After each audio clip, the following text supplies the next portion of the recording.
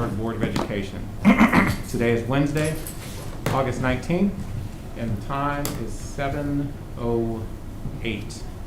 I will call the meeting to order. Mr. Aho, would you please call the roll? Mr. Curtis? Here. Mrs. Davis? Here. Mrs. DeFabio? Here. Mr. Felber is absent, and Mrs. Gordon's joining us virtual. Here. Excellent. Okay, would you stand for the Pledge of Allegiance? I pledge allegiance To the flag of the United States of America and to the republic for which it stands, one nation, under God, indivisible, with liberty and justice for all. Great. I'd like to apologize for the delay in getting going. We had some technical difficulties, but we are ready to roll. I don't think that we have any changes to the agenda, so we'll move on to the President's report. Good evening and welcome parents, community, and administration of Twinsburg City Schools. I'm Mark Curtis, and I'm honored to be your board president. This week, our staff reported to our buildings, and for many, new working environments. As many of them have worked hard over the summer, sacrificing time that they would otherwise be spending with their families, they were welcomed with open arms to the start of another school year and convocation. To be clear, the staff is the backbone of the district. We recognize that for many of them, the choice to come back to work represents the high commitment you have to serve our students. Given the difficult circumstances under which they are returning, I'm sure anxiety levels were high. As we continue to navigate these uncharted waters, please know that we remain supportive of you and all that you do. Since March, this journey has been one filled with twists and turns and changes that take place almost daily. Through it all, you've tried hard to remain positive in the face of adversity. The traditional learning environment and working environment we've become accustomed to may be forever changed. We have all been thrust into learning new ways to engage, collaborate, and learn. These changes often make us feel uncomfortable.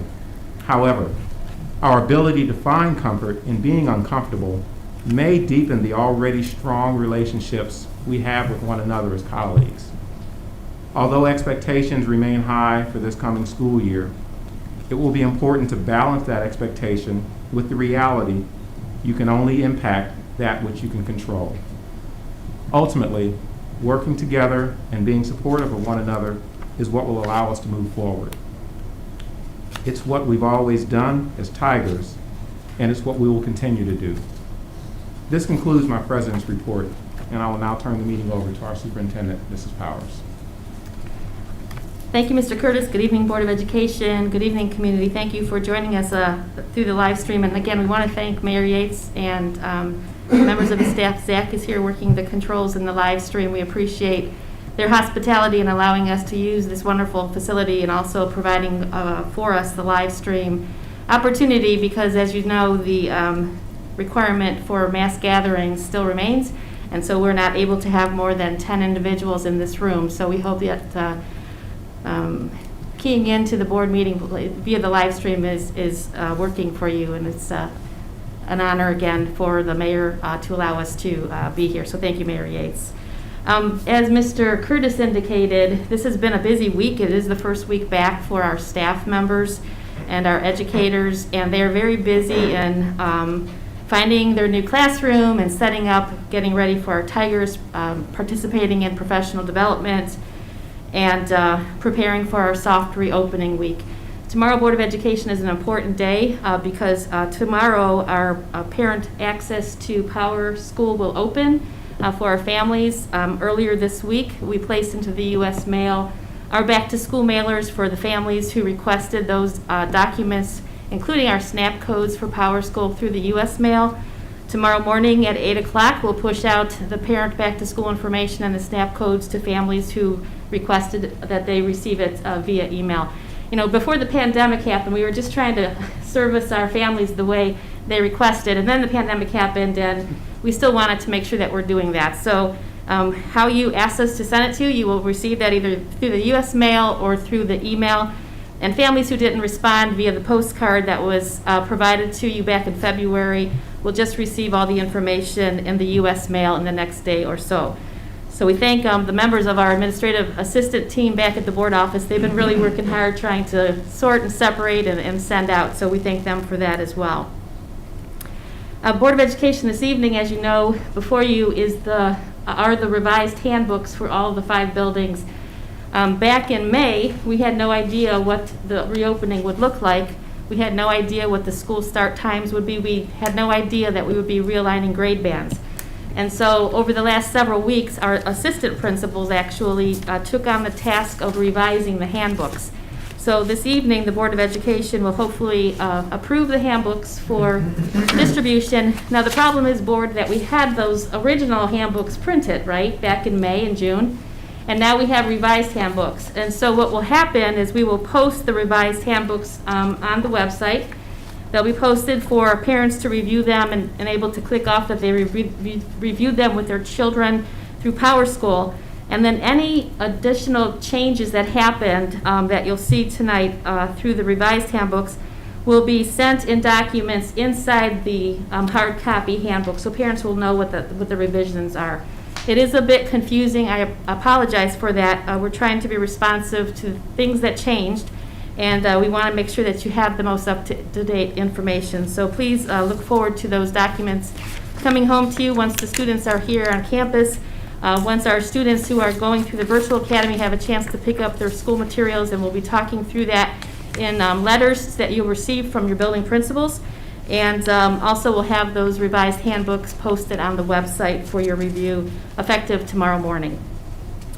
Board of Education, the annual report and the district calendar is in the mail to our families. You have a copy of it in your folders this evening. Has a lot of information about the school district included in the calendar.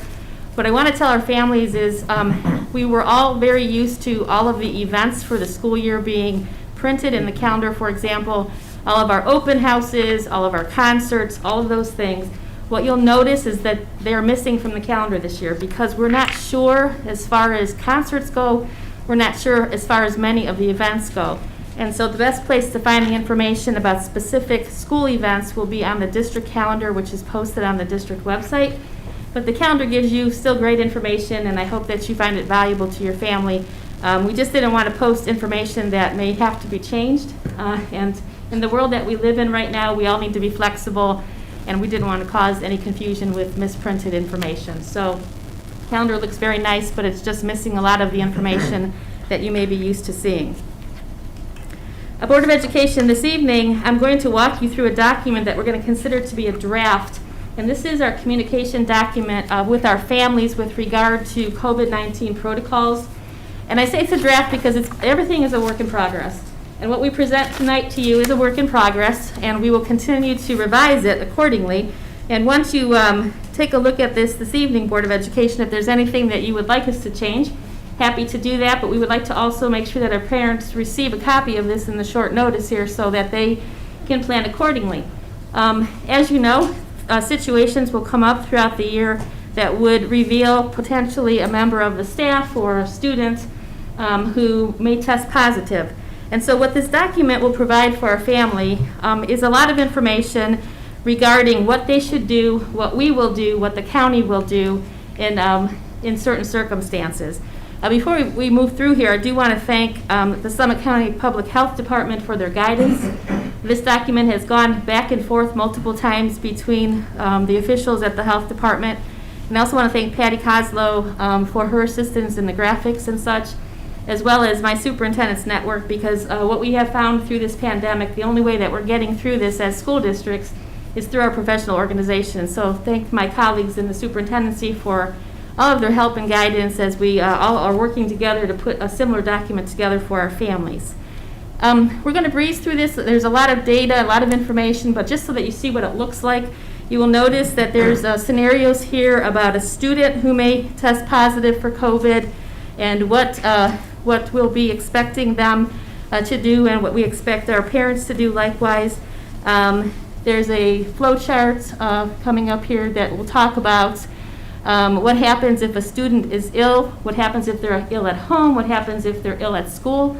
The next scenario talks about a family member who may test positive for COVID and what we're suggesting that the family member should do. The next flow chart walks you through what will happen if a student is a close contact to somebody who is confirmed positive with COVID-19, what we're advising the families to do, what we advise the school district to do. The next is just the scenario that talks about a staff member who tests positive for COVID and what we're going to advise them to do as far as seeking medical attention, what the school district will do as far as sanitizing work areas. And a lot of information here is provided straight from the Summit County Public Health Department with regard to protocols and such. The next document will talk about an employee feeling ill and what we would expect them to do about seeking assistance, the fact that we would be closing down their work area and sanitizing it and preparing it potentially for substitutes to help us with that work moving forward. And then the next one talks about if an employee has a close contact, whether it's a spouse or a child, what we would expect them to do in that certain circumstance. And then finally, advisement from the Summit County Public Health Department with regard to stay-at-home protocols. If you are experiencing any of those symptoms, they're suggesting that you stay at home and seek the advice of your healthcare provider. And then additional information from Summit County about being symptomatic or asymptomatic. Those terms are tossed around an awful lot, and so we wanted to make sure that our families have definitions right from the county office as to what those things mean. And then moving on down, Board of Education, as you know, if we were to have a case that is identified as positive, I'll be communicating with our parents directly about that. And the Summit County Public Health Department will be contacting that family member once they receive confirmation from a healthcare provider that there is a positive test. They will actually contact the sick individual and ask them to identify anyone who they have been in close contact with, and then they will begin the work of contact tracing. And as you know, Board, I have been in communication with the county, seems like forever, but they have been so helpful in defining what we should and shouldn't do and information that we can and cannot pass forward to our families. And then the last thing here is a sample communications letter. This is actually a document from Donna Skoda, the Public Health Commissioner for our county.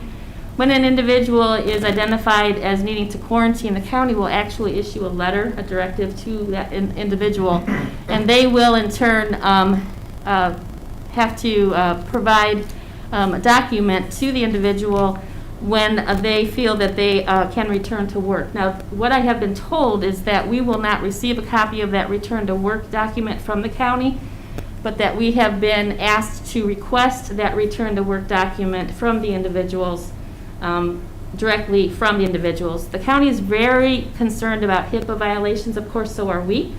And so in the case of we have a sick student, and that student had close contact with others, and the county has determined that those others should be quarantined, the county will provide a return to work notice. We will ask them for the return to work notice when they're back on campus.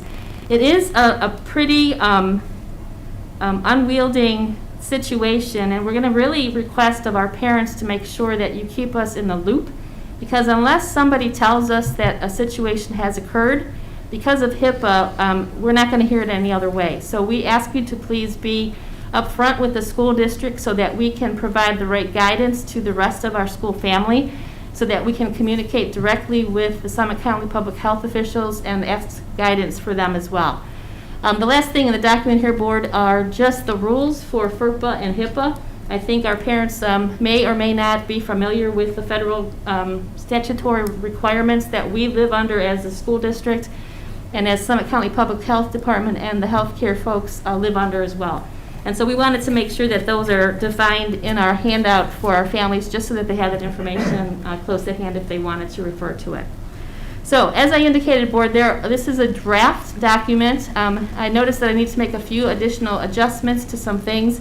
When we formatted it, it's very difficult to format these graphics, these flow charts, and I noticed that some of the wording got cut off in the print. So, once we reformat the print properly, we will make sure that we provide the document to our families. I'd like to ask the board if you have any questions about the document or if you have any recommendations for any additional things in the document before we forward it along to our parents. Well, I like the idea. I like the flow chart. I'm very visual, and I like being able to see this, if this, then that, and to be able to connect the dots a bit. A lot of information there, so something to study. It's a lot to take in, clearly. Yes, Mrs. Bowers, I also, I like the flow chart. I think it's really easy to read.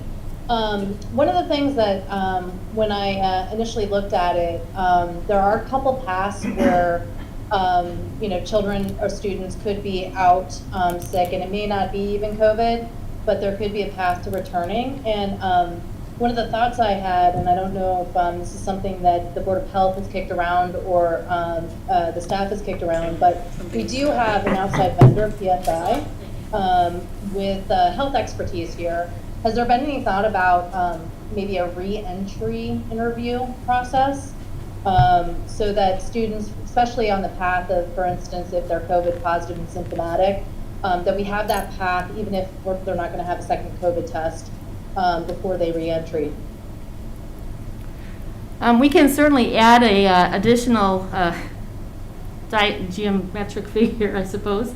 There's a lot on there. That would suggest that before a family would return a student to school, that there would be a conversation with the healthcare professionals. And I didn't mention it in this presentation, Board of Education, but as you know, we will have 3 clinics in each of our schools. There will be the regular clinic for Band-Aids and medication. There'll be the blue clinic, and that would be for students who have symptoms. It could or could not be related to COVID, but not feeling good. So we'll have the student go to the blue clinic, feeling blue. That's how we're going to have that sort of connect the dots.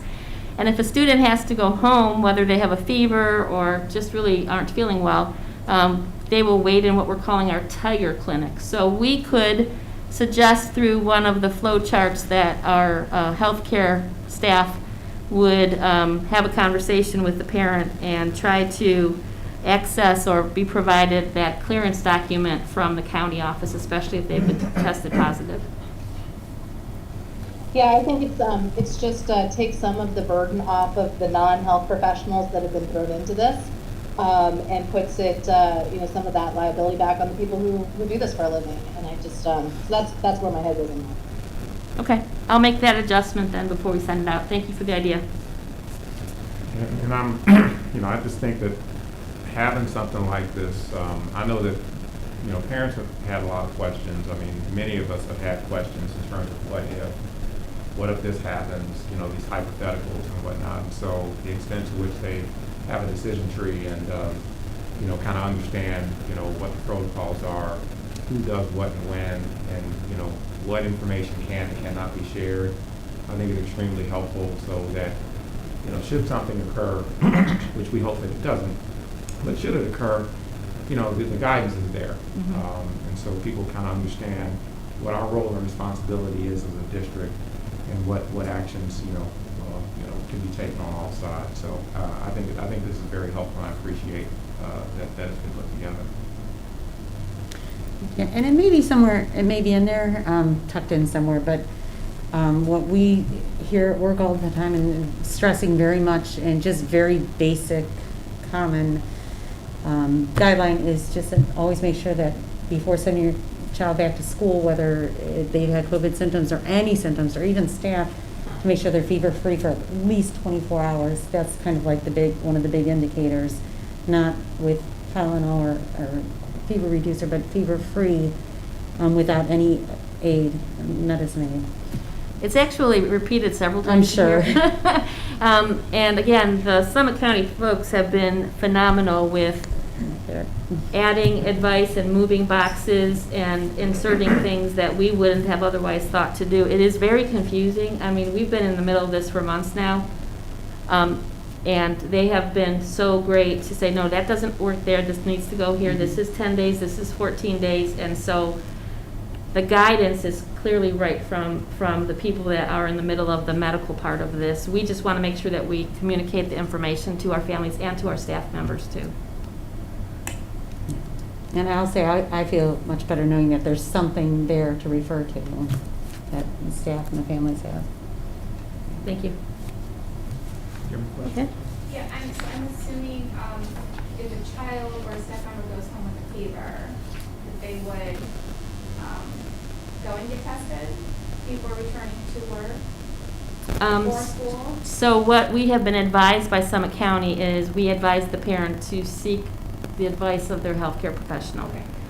We're not healthcare professionals, so we really shouldn't be the in between telling parents that they should go have their child tested. It has to come from the healthcare professional. Okay. Yeah. But then it goes to Mrs. Gordon's comment that then upon return, no matter what happens to the child, maybe they just had a 24-hour bug. That's going to happen too. Right. That our clinic staff should really be having a conversation with the parent to discern what happened, and so that we have that information moving Right. forward. So. Okay. A great point, and yeah, that's we have been advised that we are not the healthcare people, and the families need to seek the advice of their healthcare professionals. I mean, I know there's other illness going around, but it just seems like right now everything is just COVID. That's all that's out there, but. Yeah. Right, and you know, some of our kids are going to come back with fall seasonal allergies, Right. and are just going to feel miserable with the the stuffy nose and the runny eyes, and so that kind of stuff is going to happen. But what we ask our parents to do, if your child does experience those kinds of things like fall seasonal allergies, is that you provide documentation to our health clinic so they have that on file, so that they know sort of what they're working through and can be of assistance to you and help guide you with whatever advice that we can offer too. Okay. Great. That concludes my report for this evening. Thank you. Okay, thank you, Mrs. Powers. Next, under item E3 is committee reports. Anything to report on the committees? The policy committee has a report tonight. First of all, thank you for the virtual accommodation. I appreciate it. So a lot's been happening with policy the last few months. So there are a few meetings to catch up on. Tonight, there's going to be a second reading and a vote on both the mask and attendance policies. So if you didn't catch the last meeting, the mask policy will be aligning to the governor's recommendations, where K-12 and staff will be wearing masks in the school, at least for now, until things may change. And all students are on the buses, including pre-K. The attendance policy also reflects the reality that we're moving into hybrid and remote learning. So there will be alternatives to FaceTime attendance, especially during asynchronous learning. So that may be something like, answering a question on time or completing a quiz. And there's going to be a couple different methods that will be managed through the PLCs. We also have first readings tonight in several areas. Those primarily are around employment policies. So there's some new language requiring the submission of licensure to the treasurer before employment. We also are defaulting classified contract language to the bargaining unit. We also in the first reading address the use of e-signatures, which makes sense today. There's some language of using IEP transition plans, if appropriate, in lieu of graduation plans, if the language is similar. And there's some qualifications on the gifted identification, if that happens over the summer time frame, and just some qualifications around timing of the activities that happen after that. There's some minor language changes that are happening on drug testing. And so those are all on the schedule today. So a lot happening today. And the next meeting, there's going to be some language introduced, minor, on 2020 and 2021 graduation requirements, and some minor recommendations on language changes for a few other policies. But so several meetings, a lot going on. but the real focus tonight is mask and attendance to accommodate our new role. Thank you. Thank you very much for that committee report. We'll move on to item F and administrative reports. I'll turn it back over to Mrs. Powers for the administrative reports. Thank you, Mr. Curtis. We have actually 3 important administrative reports to offer you this evening, 2 of which will be provided by Mark Bendis, who is our district dietitian and food service supervisor. One of his reports is an annual report with regard to certification of standards. Annually, the board must hear from Mr. Bendis about the food and beverages that we provide our students here. And so this evening, part of Mr. Bendis's report is a compliance issue. And then the second, Board of Education, as you know, due to social distancing requirements, our students will be enjoying breakfast and lunch in our classrooms this year. And so Mr. Bendis and his staff have been working behind the scenes to figure out ways that we can efficiently provide lunch and breakfast to our students. And we wanted to talk with you this evening about what that will look like and what our students can expect and what our parents will need to know as we get underway. And then our second administrative report this evening from Mrs. Farthing, our Director of Curriculum, will present for your consideration later in the agenda the district's blended learning plan and our remote learning plan. These are now required by the Department of Education due to the pandemic, and so Mrs. Farthing will explain much more about each of those and why the district needs to seek board approval, and then ultimately these are submitted to the Ohio Department of Education for their review. So without further ado, I'd like to ask Mark to come on forward and to present his important information this evening. Thanks for being here, Mark. Thank you. Good evening, board members, Mrs. Powers, community members. This will, even though it's 2 reports, they will be brief. The first part of this report, every year we meet, and I just want to make sure. So it's called the Certification of Standards Governing Types of Foods and Beverages Sold on School Premises. And this is a requirement that we're required to do every year. So I'll read through this real quick. Twinsburg City Schools, I'm going to see if I can, in compliance with Ohio Revised Code 3318.814, standards governing types of foods and beverages sold on school premises. Registered dietitian Mark Bendis, myself, plans all menus and oversees the purchase of all a la carte items and vending items to ensure that not only that they comply with the Ohio Revised Code 3313.814, but they also meet the highest standards set forth by the USDA. Our goal in food service is always to provide foods that are not only healthy, but great tasting and appealing to our students and staff at Twinsburg City Schools. So usually this is a great opportunity for me to share with the board and the community the exciting and new things that are going on in food service. I'd like to say that we definitely have some new things going on. I don't know about exciting, but we're going to make sure that they're healthy and safe for the kids. So what I have to present to you today is kind of how we're going to run our plan and how we're going to operate as a food service to keep our kids safe. And this is all in response to COVID.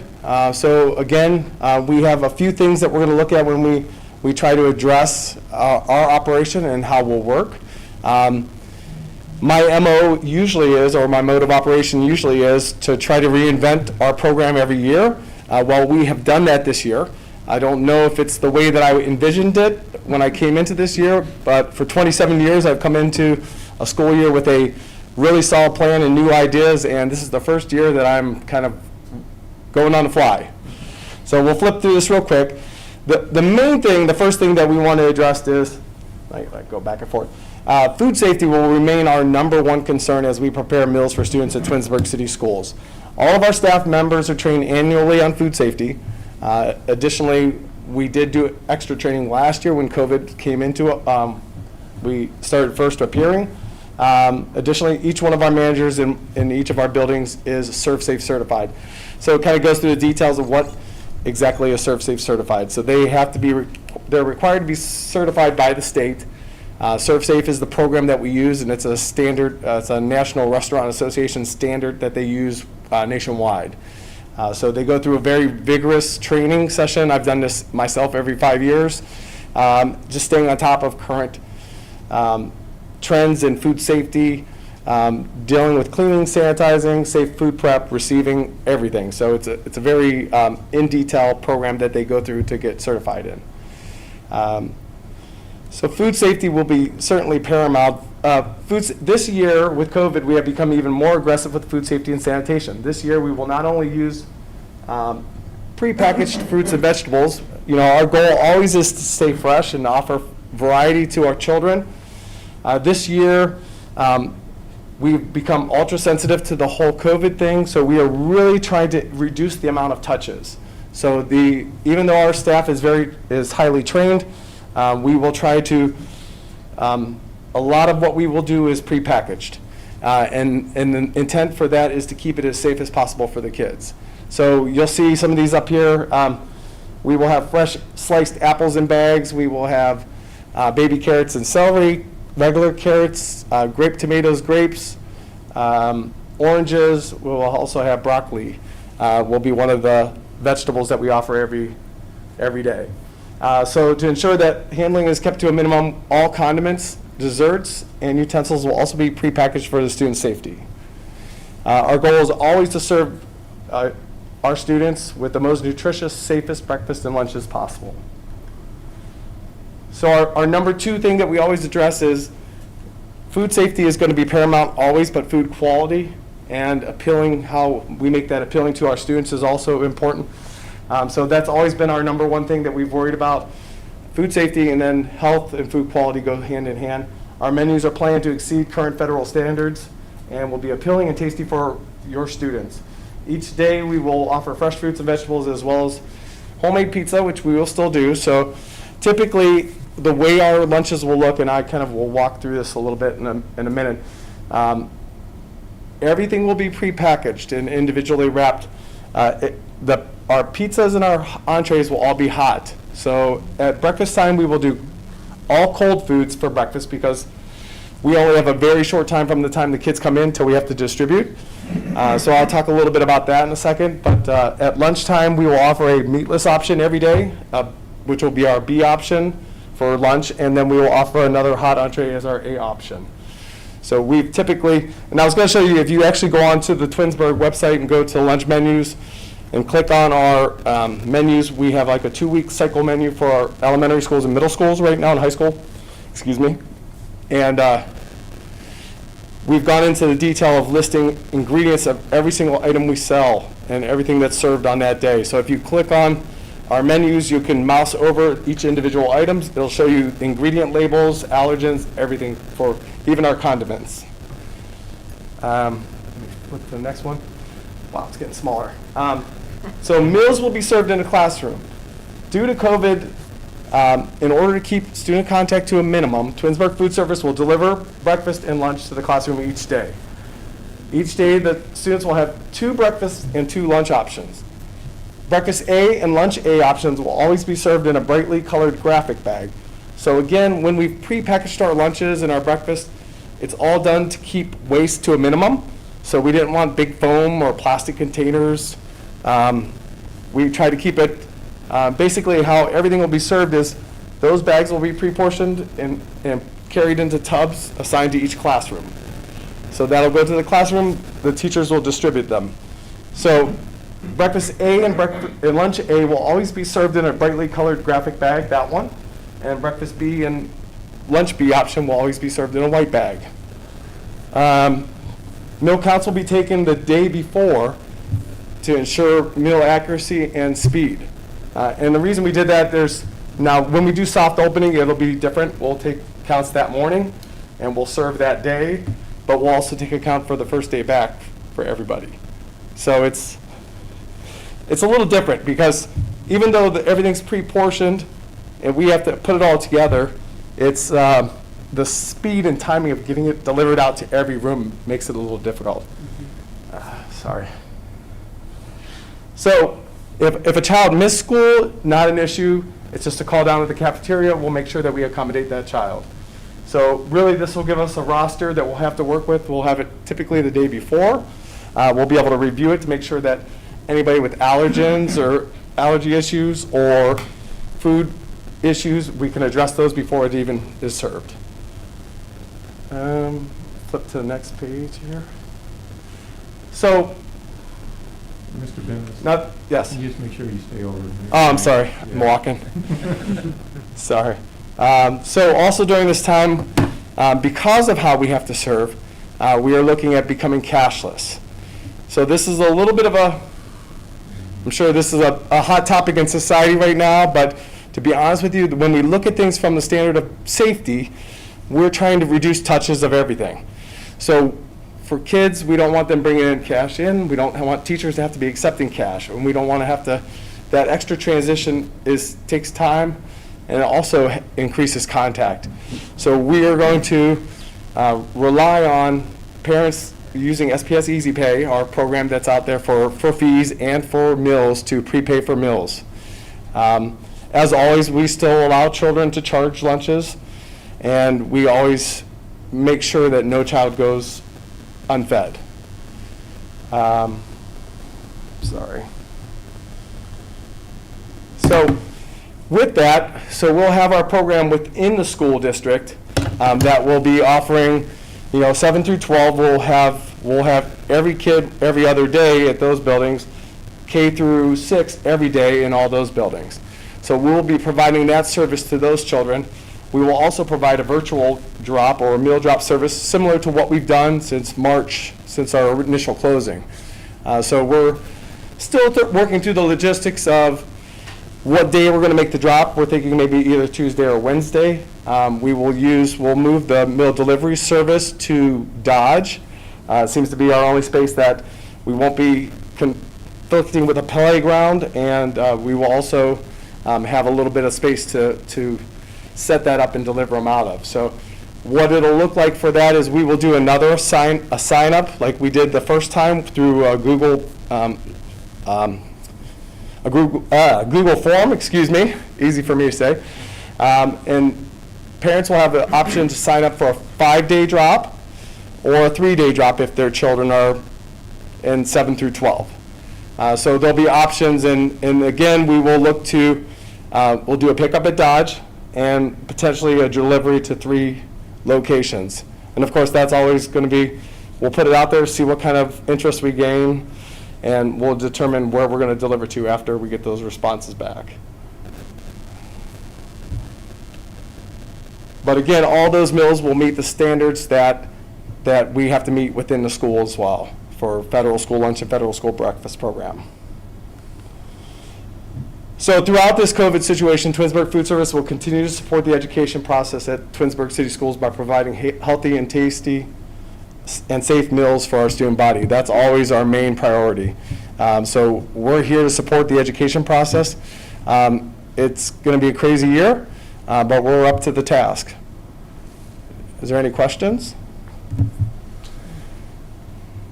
Very well thought out, and under the circumstances. And we're still working through the details. I mean, we still, we're trying to train, and we got to figure out, where my staff's going to be and how we're going to deliver meals. And once everybody's settled into their exact classrooms, we'll be ready to roll. Yeah, I mean, we've always sung your praises because of how creative you are with coming up with different meal options and things like that. I always joke that, this was not available when I was coming up, a lot of the things that you do. But, the ability to kind of pivot and, do the meal drops, and be creative in how you are able to feed families and make sure that, our families, get what they need is just amazing. I think you guys have done a phenomenal job. My hat off to you. And considering the challenges that you have to face with kids eating in the classrooms, it is for safety purposes, but, just based on what you presented, this is very well thought out, and it's highly unusual. So, Yes. I think that, given the circumstances, I think you guys have done as good a job as you possibly can, and I think you've thought of all of the things from a safety standpoint. I think you've covered all of the bases, or as many as you possibly can, to make sure that, not only are our kids being safe, but our staff are safe as well. So Absolutely. thank you for that. And I always try to sing my employees' praises, and I've told them throughout this whole thing that They're always the ones that, even if it's something that I come up with, they're always the ones that carry it out and make it work. Just with this, I told them, remain flexible. We're going to kind of take it each turn as it comes, and we'll figure out how to make it work the best that we can to serve our students. Thank you. You're welcome. And just one more thing, Yep. just to highlight, you kind of breezed over it, Mr. Vendis, but, Board, we're running 2 parallel school districts now. We have the on-campus version and the virtual academy, and Mark and his staff are paying attention to those virtual kids and providing those free and reduced lunches to students who have selected the virtual academy. I think that's great, and that's a little, you kind of understand that, but that's a major thing to do, and we just want our families to know that whatever option you've selected, your students remain very important to us, and the services that we provide to our on-campus students will be replicated for students in the virtual academy also. So thank you for making sure that was part of your presentation this evening. I appreciate that. You're welcome. Thank you all. Our next presentation this evening, Board, is Mrs. Jennifer Farthing, our Director of Curriculum.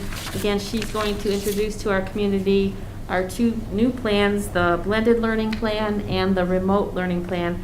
And I just wanted to bring to your attention that this particular Blended Learning Plan is not blended learning like we know it and love it to be. This is the Ohio Department of Education's version of blended learning, and so this plan is not the same as the many presentations we have provided for you with regard to our version of blended learning.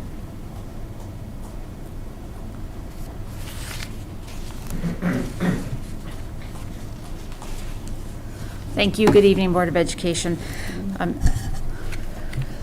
The presentation this evening is relatively straightforward. You had the blended learning plan and you had the remote learning plan. So I'm just going to really talk about some differences between them and then answer any questions you might have. The remote learning plan that we created, there are a few different scenarios of creation of a remote learning plan, and we chose the as-needed remote learning plan.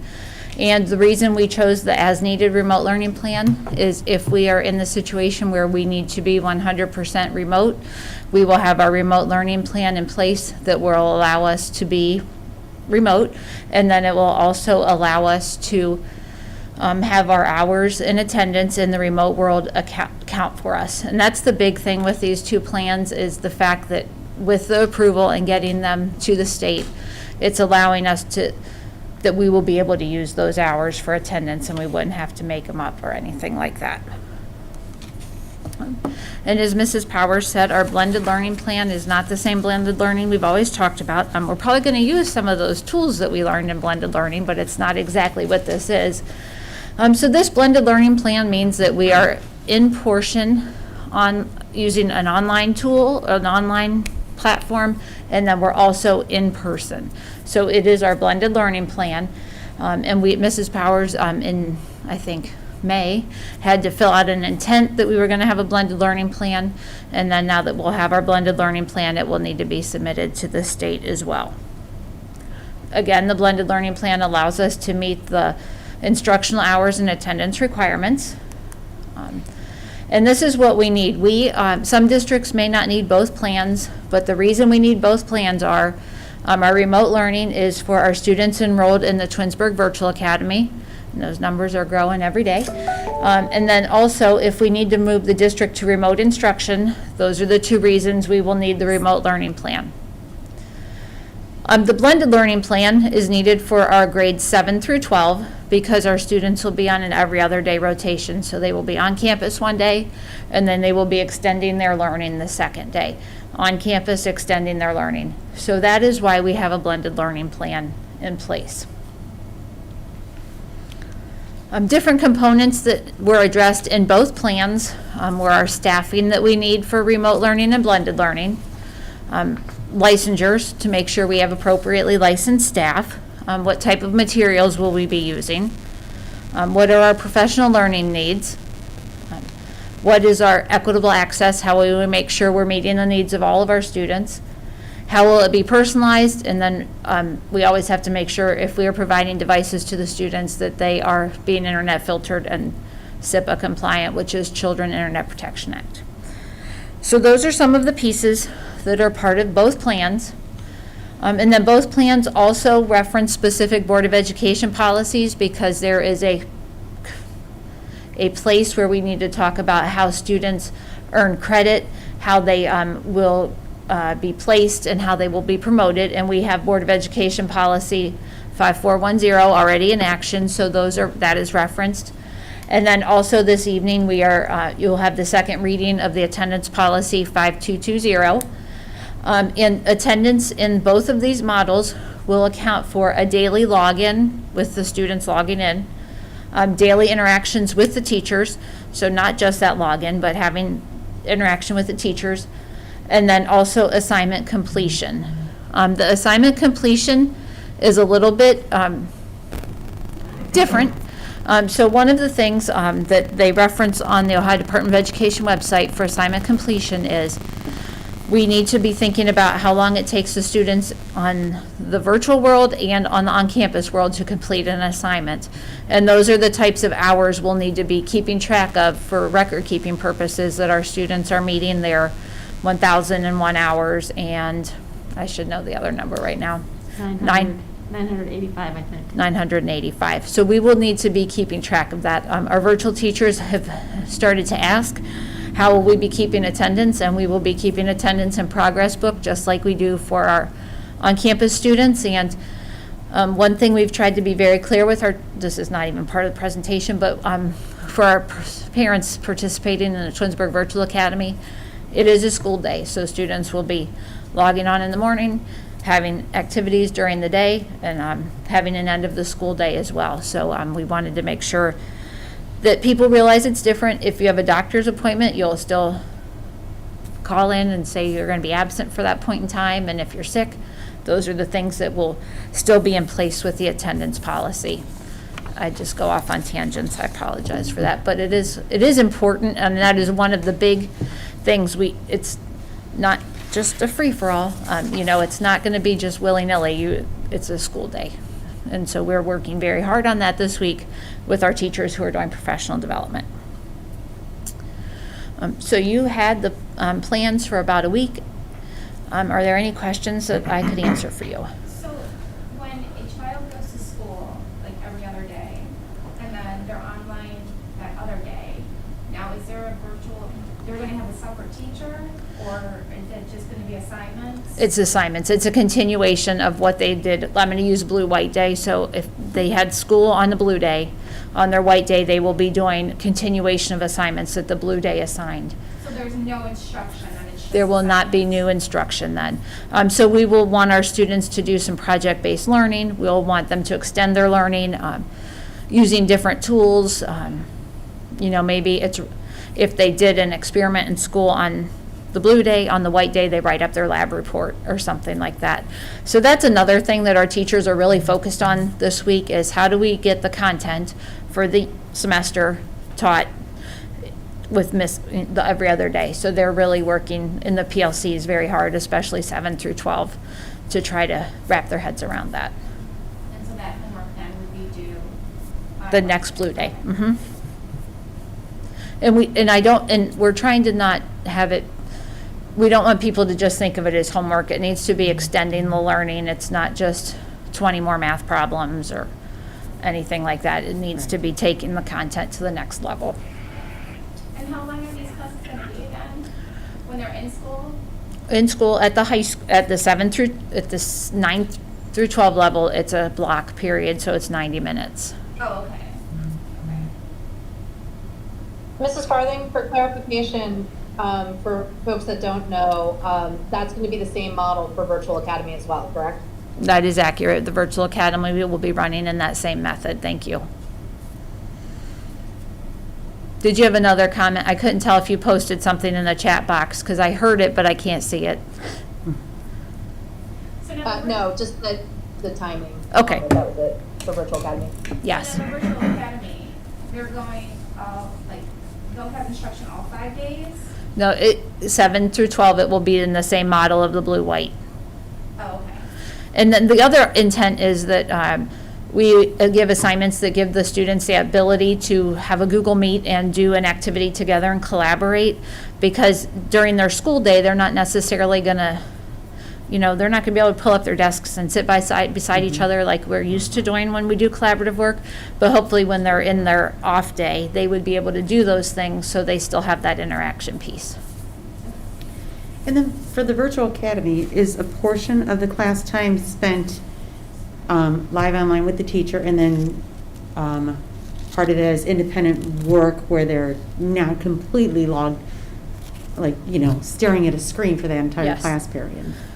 So this is where I would like to use some of those blended learning tools Yeah. that our teachers have learned about, and we have some of our blended learning teachers who were on campus last year with us are some of our virtual teachers. So we're going to rely heavily on them because they are good with running those small groups, and we've talked about the fact that it's hard to have a class of 25 or 25 students sitting in front of you learning the lesson.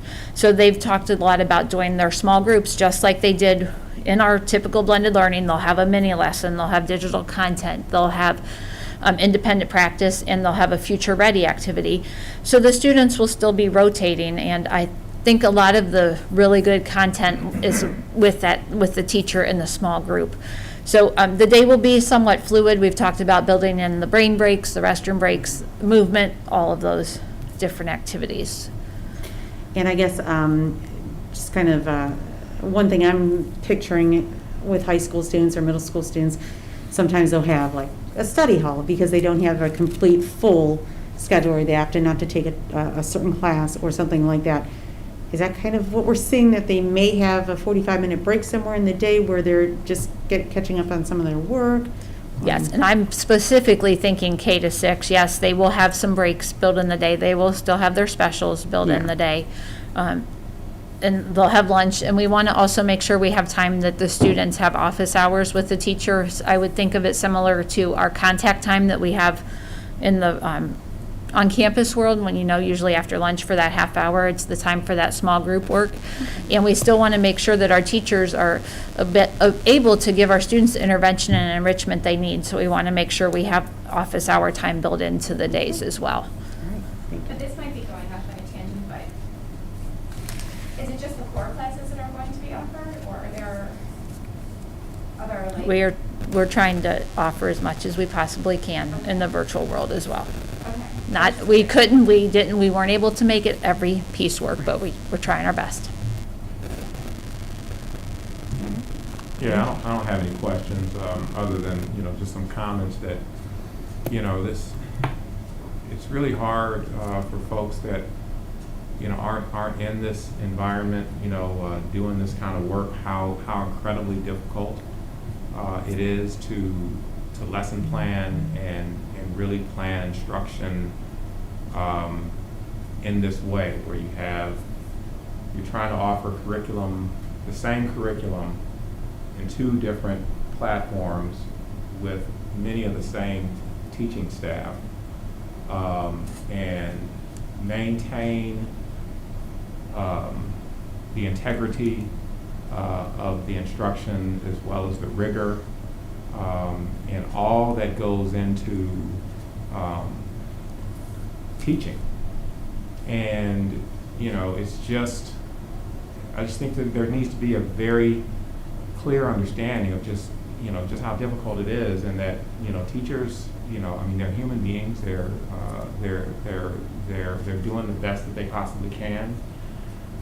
We've ensured that they've been given, you know, a high level of, you know, high quality professional development, and that's been ongoing for years. Mm-hmm.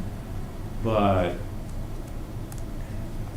I don't know that there's, you know, any level of PD and training to prepare for an environment that is so unusual Mm-hmm. and many times unpredictable, and still, you know, keep up, you know, the quality that you want. So I would just ask, you know, our community to really understand and be understanding with the circumstances under which, you know, the staff is being put in to really deliver school. you know, in this environment. It is so unusual. It's a complete paradigm shift from what anybody is used to doing. And, you know, I know there's a lot of anxiety. I know they're nervous because they don't want to fail. And they truly do want to do what's best and provide the best possible education that they can for our kids.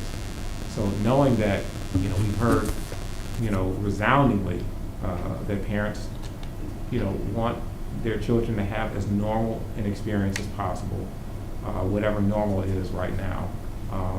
I just felt compelled to impress upon the community and people, you know, with the level of expectation that they have, that I don't know that, you know, there's a such thing as perfection in this world for traditional brick and mortar school districts. But I can say that, you know, based on what we know and based on what's presented and what's been planned, that, you know, I haven't seen much in the way of how comprehensive things are being done in Twinsburg, and the level of planning that has gone into all of this. So, you know, I feel very comfortable with the approach, and I feel very comfortable with the supports that we've put in place to ensure that, you know, kids, you know, are prepared for success. So thank you so much for everything that you've done and your staff, and also, you know, extend it to everyone that's lended a hand in making this come together. Sure. It's definitely a team effort. Yeah, and just Jen doesn't get enough kudos for what she does in curriculum, and thank you for saying that, Mr. Curtis.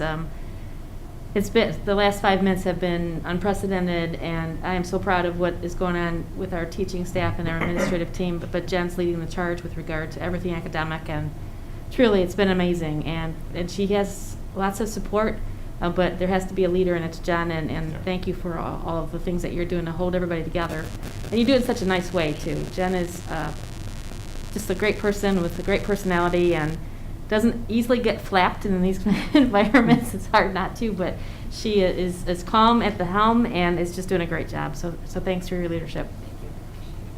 Thank you so much. That concludes our reports, Mr. Curtis. Okay, thank you very much. Item G, for remonstrance, we do have remonstrance. Mr. Aho, I know that there was a letter that was submitted to be read. I'll go ahead and yield to you to have that letter read, and then we also have a blue card, which I will read once you're done reading the letter. All right. So the letter, just have one letter for tonight. It was submitted by. Hold on, I'm sorry, Mr. Aho. Let me read the passage before I allow you. Jumping ahead. My mistake. Persons wishing to address the Board of Education should submit written statements and/or questions for the Board of Education's consideration via email to the treasurer at least 24 hours prior to the board meeting. The email address to send statements, questions to the treasurer is maho@twinsburgcsd.org. The treasurer will then read the statements and questions to the board. No formal action will be taken on subjects that are not included on this agenda until the board has had an opportunity to study them. Comments regarding personnel must be submitted in writing through the office of the superintendent. Okay. Now, Mr. Aho. Thank you. This is from Mrs. Turner. We are living in unprecedented times in a global pandemic. The technology we have available to us to do many things. We all have different risk factors and comfort levels. Each of us should be able to make choices whenever possible and attend things virtually without judgment. I appreciate the chance to participate without being in person and also enjoy having meetings live streamed. The Twinsburg Schools reopening plan is nothing short of amazing.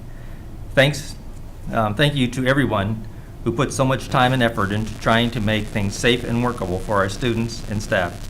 The plan is just that, a plan. If it isn't implemented properly and followed through, our schools will not be able to remain open or open at all. A huge part of the plan is dependent on people following the guidelines that have been set by the health department.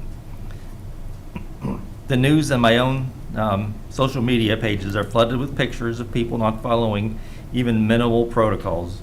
We have already had instances of students going about their daily activities when they themselves have confirmed cases of coronavirus or there is one in their home. What will be in place to address these issues?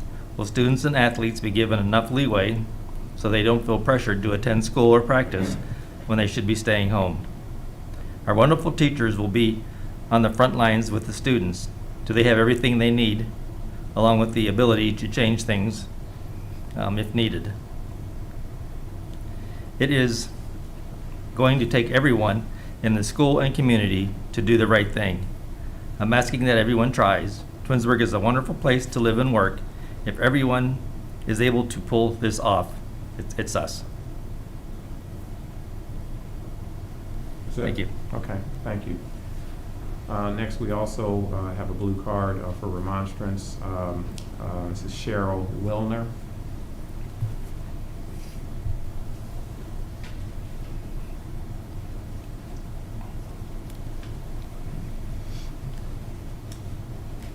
Good evening, board members. I am Cheryl Wilner. I am an art educator here in our district and a member of the Twinsburg Education Association. This evening, I represent our president, Kim Fink, and the members of our association. We appreciate the efforts of the board, our superintendent, and the administrative team in developing our district's reopening plan. Your diligence is appreciated by our members. This evening, I am addressing you about an issue that is very personal for many members of our association, as well as members of the Twinsburg Support Association, the TSSA. As you know, every district developed a school reopening plan based upon the needs of their community. Many of our members do not reside within our school community and are trying to determine how to support their own children who may not be in class on the same days or even hours that our teachers are asked to teach our district school children. This is causing a lot of stress and anxiety. Obviously, we want to be here to support our students, but we are concerned about how we can focus on our important work while also worrying about our own children. To that end, we respectfully request that you allow our members and the members of the TSSA to enroll their non-resident children in our school district so that our teachers and our colleague classified staff members can have a peace of mind knowing that their children are receiving a quality education that follows our school schedules. This request would only be for the period of this pandemic. We also realize that teachers, classified staff members' requests to enroll their children here would only occur if our district has the capacity to support those enrollments. We are not suggesting that the board allow open enrollment, which would mean that other non-resident children would be able to enroll. We are asking that you consider developing a memorandum of understanding that would allow this opportunity for our members' children and only for the period of this pandemic. We realize the significance of this request, and we are hopeful that you understand that we will not be able to focus on the important work of educating our Tigers if we are worried about our own children who may be home while we are at work. Thank you for your consideration. Thank you. Okay, move on to item H, the treasurer's report and recommendations.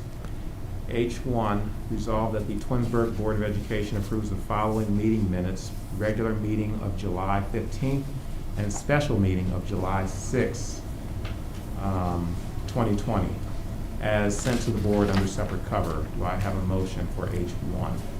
So moved. So moved by Mrs. Davis. Do I have a second? Second. Second by Mrs. DeFabio. Any discussion? Okay, Hearing none, Mr. Aho, would you please call the roll? Mrs. Davis, Yes. Mrs. DeFabio, Yes. Mrs. Gordon, Yes. Mr. Curtis, Yes. And that item passes 4-0.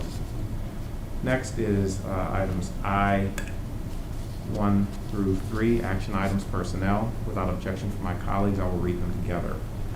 I-1, resolve that the Twinsburg Board of Education accepts the certificated licensed personnel and/or contract recommendations detailed in the attached exhibit as per the dates, terms, and other applicable conditions specified pending satisfactory ORC background checks.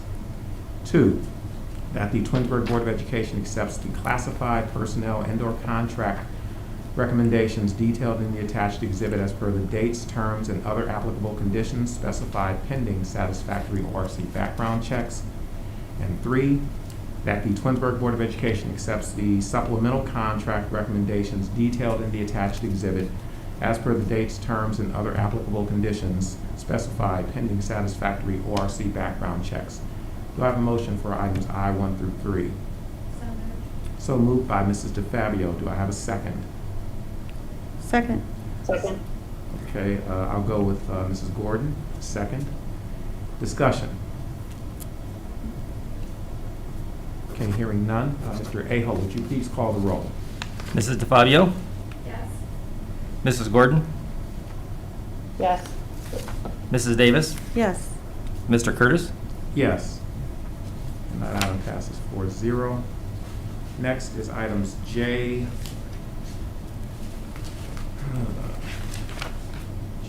through 10.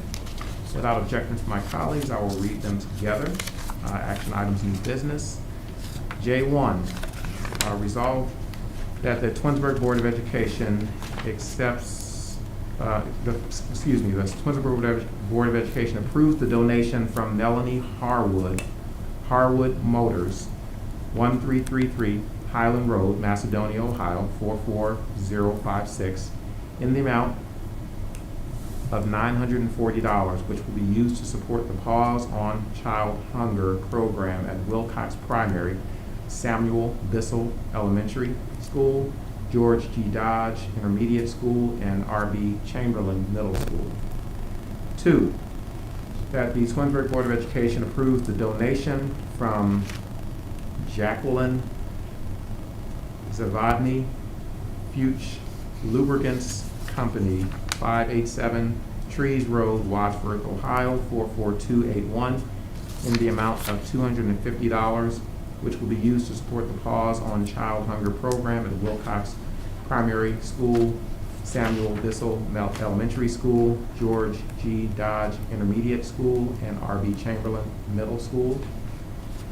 3, that the Twinsburg Board of Education approves the 2020-2021 revised student parent handbooks for the Twinsburg High School, R.B. Chamberlain Middle School, George G. Dodge Intermediate School, Samuel Bissell Elementary School, Wilcox Primary School, Wilcox Integrated Preschool Program, and Kindergarten Preparatory Program as sent to the board under separate cover.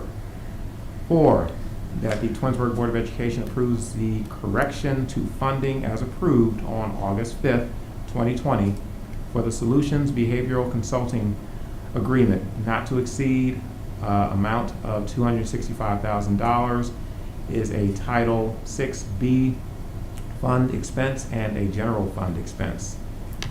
5, that the Twinsburg Board of Education approves the revised contract with Beechbrook with an additional licensed therapist for the term of July 1, 2020 through June 30th, 2021. Revised total expenses for services for the 2020-2021 school year are not to exceed $272,330 as sent to the board under separate cover. 6, that the Twinsburg Board of Education approves the service agreement addendum between the Twinsburg City School District and PSI Affiliates Incorporated, PSI Associates Incorporated, for additional clinic nursing services, school health assistant services for the 2020-2021 school year as sent to the board under separate cover. Cost for 1 year will be $264,942. 7, that the Twinsburg Board of Education approves the first reading of the following new and revised Board of Education policies. They are listed within the resolution there. And 8, that the Twinsburg Board of Education approves the second reading of new and revised board policies as noted below. And that's the protective facial coverings during pandemic policy. And 8, that the 9, that the Twinsburg Board of Education approves the Twinsburg City School District blended learning plan for the 2020-2021 school year per the attached exhibit. And 10, that the Twinsburg Board of Education approves the Twinsburg School District remote learning plan for the 2020-2021 school year per the attached exhibit. Do I have a motion for items J 1 through 10? So moved. So moved by Mrs. Davis. Do I have a second? Second by Mrs. DeFabio. I would like to say thank you for the donations from Melanie Harwood and Jacqueline Zavadny, Lubricants Company, for supporting the Pause on Child Hunger program at all of our buildings. Throughout the years, this is something that we've always relied on, and we've been very fortunate for people to continue to donate to this program, as there's been a need every year that our families take advantage of this program. So we really appreciate those donations. Is there anything else that anyone would like to add or have comments or questions about for J 1 through 10? No, that's fine. Okay. I'm Mr. hearing Curtis, none. just if I can Sorry. explain why J5 and J6 are being placed back on the agenda as addended resolutions. Thank you for your support of an additional social worker for the school district. J5 is the agreement for 1 additional social worker, so now we will have 4 on campus. What we found through the pandemic and even before, we really have to address social and emotional needs of our students, and our partnership with Beachbrook is so valuable to our students and their families. So I appreciate the additional social worker through this addended contract. And then the other part with regard to the PSI service agreement addendum, as mentioned earlier on this evening, we will have 3 clinics at each school. And so this agreement will then allow us to have staffing from PSI, 1 staff member in each of those 3 clinics in each building. So thank you for allowing us to do that. That is the best way to manage the situation where we may have some students coming to school that don't feel well. I appreciate that, and given the the circumstances, I know that there are a lot of districts that are looking for personnel such as what we have, and I know that in many cases they're in short supply. So really appreciate our partners stepping up and allowing us to have the resources that we need to provide the learning environment for our students in a safe way. Mr. Aho, would you please call the roll? Mrs. Davis, Yes. Mrs. DeFabio, Yes. Mrs. Gordon, Yes. Mr. Curtis, Yes. And that item passes 4-0. Next is J11.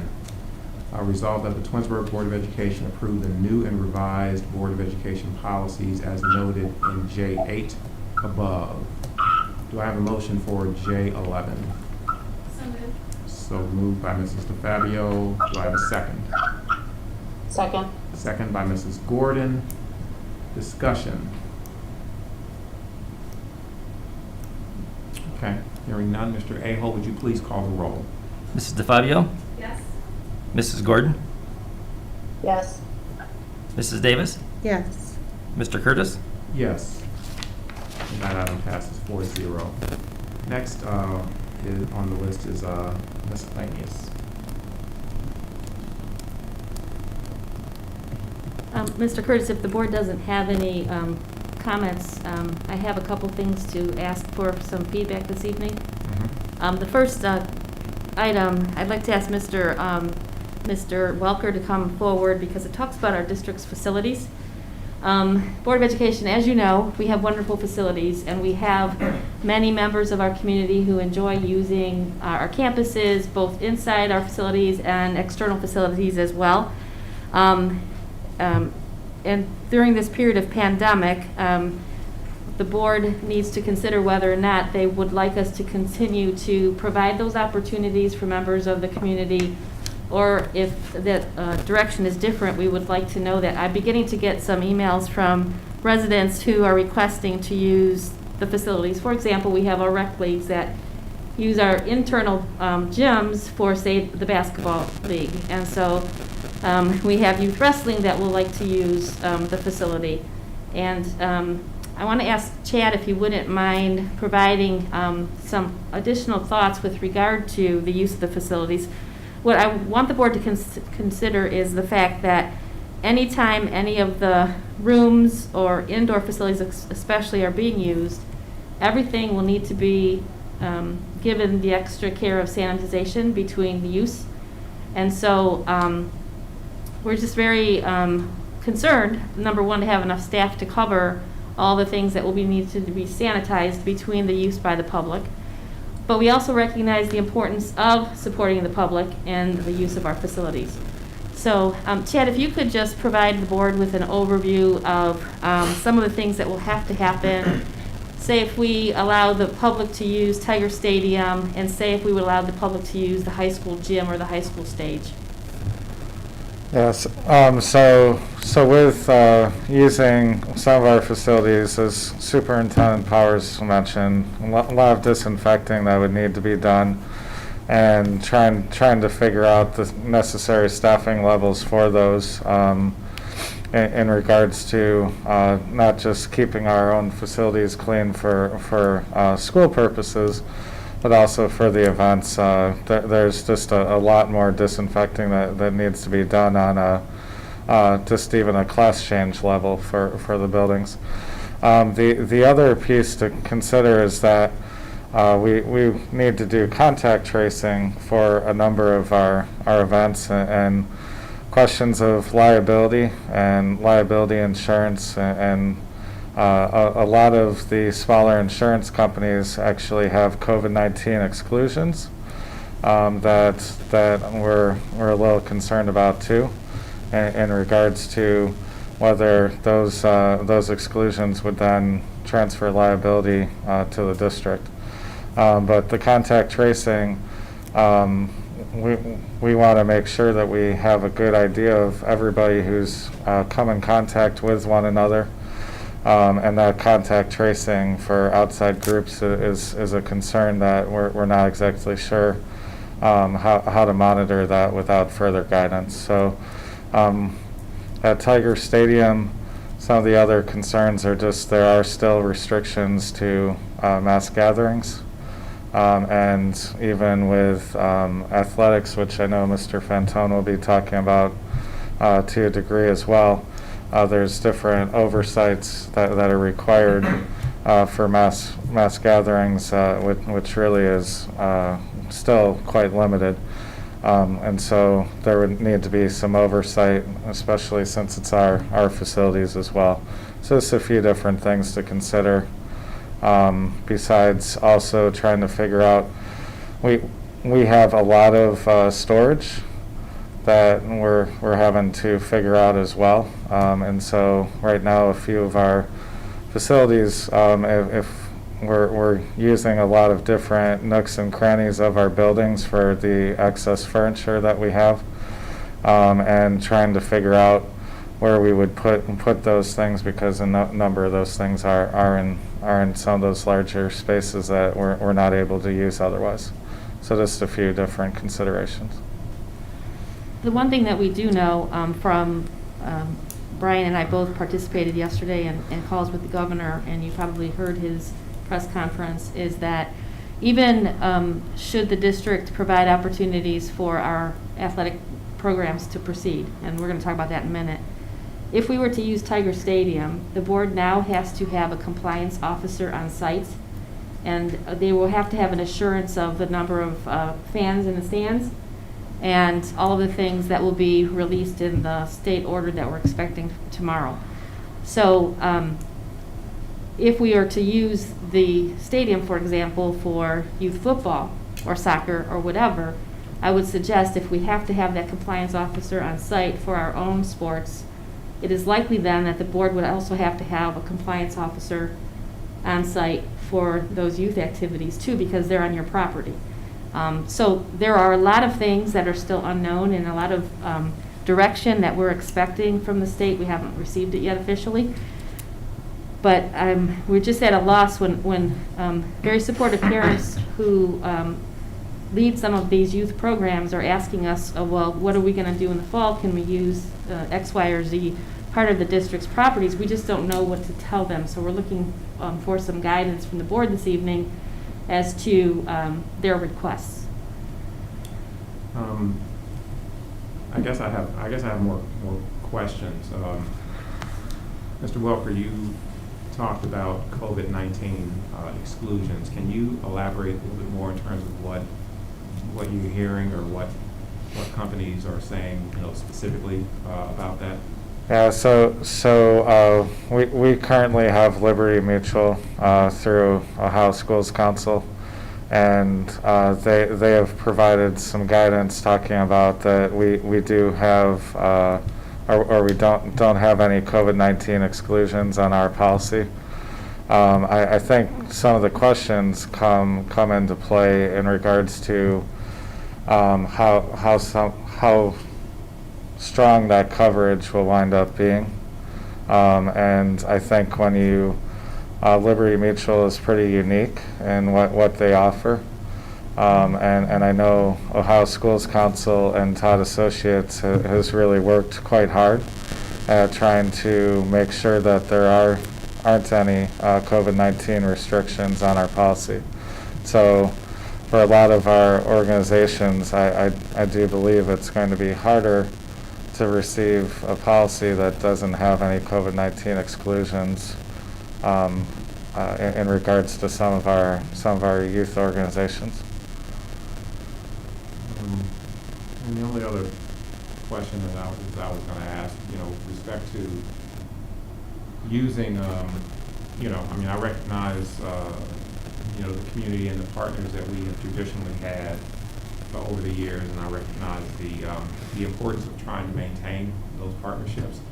What I'd be interested to know, if we know what other districts in the county are doing and how they're treating that, because we've gotten letters and they've made reference to what other districts are doing, but some of the districts that they mentioned are not in Summit County. So, we've gotten different guidance, in Summit County than in Cuyahoga County. So, is there any precedent as to what other districts are doing and how they're working that out? So I think so far the districts in my network have limited groups. I think you've seen it with that most of our districts have done baseball and some of the outdoor activities. Right. that social distancing is a little easier to obtain. But I have not heard of districts, at least within the network so far, that have opened facilities up for indoor events. And that's mainly what I was referring to. I mean, I've seen the baseball. Our community baseball team, they've been playing. I've seen that. Yeah. But what I haven't seen, and I'm not aware of rec basketball and using the indoor facilities, and if they are, what does that look like? What kind of protocols are being put in place, and any costs associated with that? Who incurs that? Does the entity that wants to use it incur the cost, or does it share? That's what I'm interested in. Because if there's no guidance, if there's nothing, there's no precedent. It's kind of difficult to weigh in, at least just from my personal perspective. Yeah. So far, I think a number of our counterpart districts are concerned of a number of the things that we talked about here today. I think that is leading to it's a tough conversation because we really do love our youth organizations, and we know how tremendous of partners they are with our district as well. And I think that's the concern across a number of districts. But so far, I have not heard of a district that is opening up their facilities because of the concerns of COVID-19. Their indoor facilities. Yeah, right, the indoor facilities and stadiums for that matter too. I think baseball fields have been the piece that I've heard people doing or like tennis courts, areas that tend to be more of a non-contact sport, and not really a mass gathering type bleacher type setting. So my head's here. We are not given the luxury right now to have time to pilot our reopening plan. We are going to be reopening with a whole new environment, with new costs, new protocols, and every time we add in a new variable before we get to test, we're not going to really know if our original plan was the right one. So while I totally support the outside organizations that want to come in, I think asking for a little patience and letting us test our plan for a couple weeks to see if it's right, and then adding in new variables will allow us to learn and adapt quickly, as opposed to changing our plan before we've even started. So that's where my head is right now. Mrs. Gordon, what you referenced is interesting because in a call this afternoon, Summit County Superintendent had a call with Donna Skota, the commissioner from the Public Health Department. She talked a lot about layering and not introducing variables on top of each other, but allowing the layers to happen, to be able to adjust as each layer is introduced. So it's interesting that you almost, it's almost as if you're on our call today, because what you said is what she said not even 3 hours ago. And they're concerned about introducing too many variables at once because they think that's a recipe for disaster. Well, yeah, I mean, it makes a lot of sense to me. And especially, like again, if there's no other precedent, there's nothing to follow, so there's no pitfalls to avoid if it hasn't been done anyplace else to say, well, this is what we're doing, and don't do this because X, Y, and Z. Like, we don't have the benefit of that. Right. So, right.